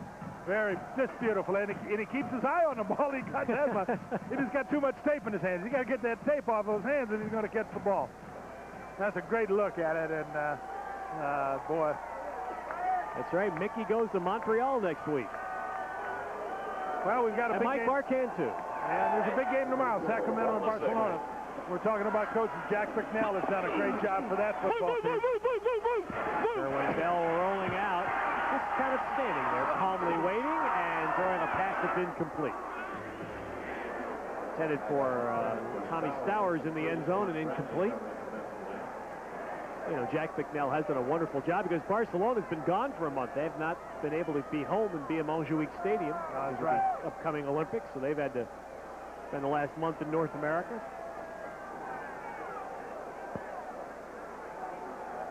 Galen Hall and the Orlando Thunder are heading to Montreal. They'll be leaving Monday to spend the week up there before the game next Saturday night. A reminder, you'll see it right here on USA at 8 o'clock, 7 Central, next Saturday. Vic goes inside. Inside the 5, it'll be third down with 1:45 to play. Well, Galen Hall may be wearing that about 1:45. Nice job, guys. Stomp your feet and roar the Thunder. Well, John, I've enjoyed having a chance to work with you this year. It's been a lot of fun, and we need to thank our outstanding crew. We've had the pleasure of working with some tremendous professionals. Done a terrific job. Yeah, it's been fun, and we've seen good football, and I think we have presented football in a manner that it just isn't seen on television, and I have thoroughly enjoyed it. Yeah. Particular thanks to our statistician, Debbie, tonight. He's done a great job. Here's Kerwin Bell on third down, throwing incomplete. Well, this is a point in the game where, you know, I think they should be running the football. There's no need to get any more points on the board here. They should be running the football and just getting out of here. Could Carl Dunbar be the perpetrator? They do need 2 buckets to cover Galen. Did you notice that? One bucket won't do? Yes, they need about 4 buckets there. That's a 4-bucket shot on Galen. Tracy Bennett here for a 22-yard field goal. And as Bennett drills it through, Galen got soaked.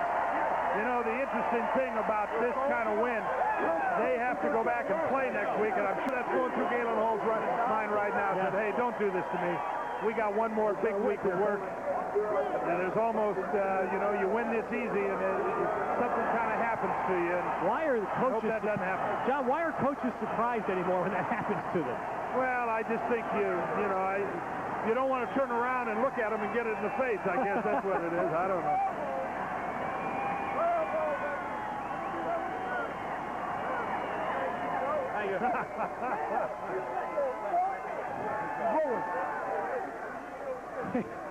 I don't know, how do you score that for accuracy? Hey, that's the same guy that missed the pass, so you can get an idea what kind of hands that guy's got. Well, fortunately for Galen Hall, it's about 85 degrees and very humid here tonight, so that probably feels pretty good right now. Yeah. Well, he had his team very well prepared, both emotionally and physically, and they had a couple breaks early in the game, but they were here ready to go and dominated the game from the outset. They're getting everybody down there. You know, Michael Barkan were really on the ball. He'd be down there getting doused. Do you think Barkan's ever had a Gatorade bath? No, thank you, Ted. You know, at some point in this game, we going to the World Bowl. I can remember back when I was an assistant at USC and we had some big wins when John McKay was the coach. And by this time of the game, he'd get mad at something. So you go into the locker room, and his speech always was, "We are the second worst football team in America. Thank God we played the worst football team in America." So he always took a little edge off the celebration and tried to get you ready for the next one. James Henry running this kickback for Birmingham as we're down to 52 seconds and counting. Well, next week Orlando will be in Montreal. They will play the winner of tomorrow's Barcelona-Sacramento game. And you know what? All these players that go there next week will be thinking about, right? There's money involved, but they're all going to be thinking about a ring. Yeah, and more than that, Ted, they're champions. You know, they got a chance to be champions, and that's what's the great thing. But it's amazing how in pro sports, more than the money, it's the ring. And it doesn't matter what the sport is. The championship, even the London Monarchs last year, I believe, wasn't it Larry Kennan asked for his ring to be special delivered to him in Seattle where he's with the Seahawks? Yeah. That's great. They want the ring. Against a team that Orlando has. Ron Moore loops it out, and Kirkpatrick makes a nice catch and out of bounds. No, call that incomplete. No possession, an incomplete pass. 41 seconds remaining. And the Citrus Bowl's about empty now. I think most of the Thunder fanatics have gone outdoors to continue their celebration. Well, we had a good crowd and a very enthusiastic crowd, and they got a chance to see a team play a great football game. And You know, it's too bad there are more games here. You know, if this World Bowl were played here next week, we'd probably have close to a 50,000 crowd and a very loud and excited crowd. 28,000 is the 28,000 and change being announced attendance tonight. Ball caught by Hopkins, just shy of midfield. And there's our KFC player of the game, Joe Howard Johnson, with 2 explosive first-half touchdowns. One a pass catch, one a punt return. Kentucky Fried Chicken will donate $1,000 in Joe Howard Johnson's name to DARE Drug Abuse Resistance Education. Get out here, Tom. Get out here, Tom. His pass is caught by Hopkins. He carries it inside the 35. And we'll stop the clock to move the chains with 5 seconds remaining. Now Monday they're heading to Montreal. Well, I'm glad we doesn't look particularly excited about this right now, John. Galen's taking ahead. Galen's already stopped celebrating. He's already on the next one. That's the tough thing about a coach. You don't get to enjoy it very long. And he's already putting that game face on so that everybody knows.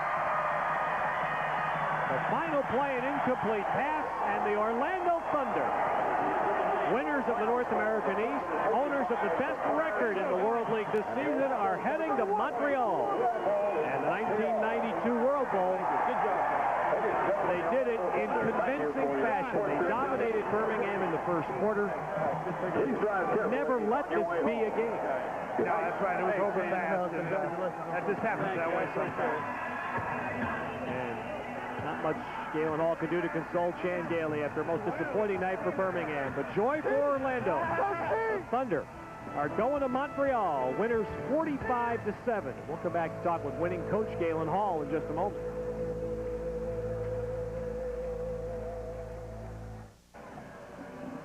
The Orlando Thunder headed to the World Bowl. 45-7 winners tonight. Michael Barkan is with winning coach Galen Hall. Well, Ted, Galen says you've had a water bucket shower after every game. How does this one rate? Well, this is the best so far. It's a little cold. You had a huge win tonight. How did you do it? Because it really seemed a lot easier than perhaps it was. Well, I really didn't know whether we could do it or not by this much. But I knew if we played well offensively, we could score some points. And defense sort of set the tempo of the first half, and Scott had an exceptional game. He's on target all night. We spoke about defense. You like to poo-poo your defense and say, we're okay, but you're top in the league in points allowed, and they really played a good game. They really did, and we gave them poor field position the time that Birmingham scored. They bend, but they don't break, and they come up with big plays. Prior to the game, we talk about perhaps lackluster performances, your last 3 outings, and this is important, I guess. You got your guys motivated. What about next week? Well, I don't think there'll be any question we'll be ready next week. We practiced well this week, and now we've just got to keep that momentum going. Who do you prefer to play? It doesn't matter to me. Oh, come on. No, I've seen Barcelona. I haven't seen Sacramento. Doesn't matter at all. All right, Coach, congratulations. We turn to Scott Mitchell, 11 of 19, 250 yards, 3 touchdowns. Where does this rank in your career? This is definitely a big win for me. You know, it was great to come here, and people of Orlando have been great. And, you know, it's just a lot of fun. And it's good when you can set a goal and go out, you know, and we're right at the pinnacle of getting to our goal.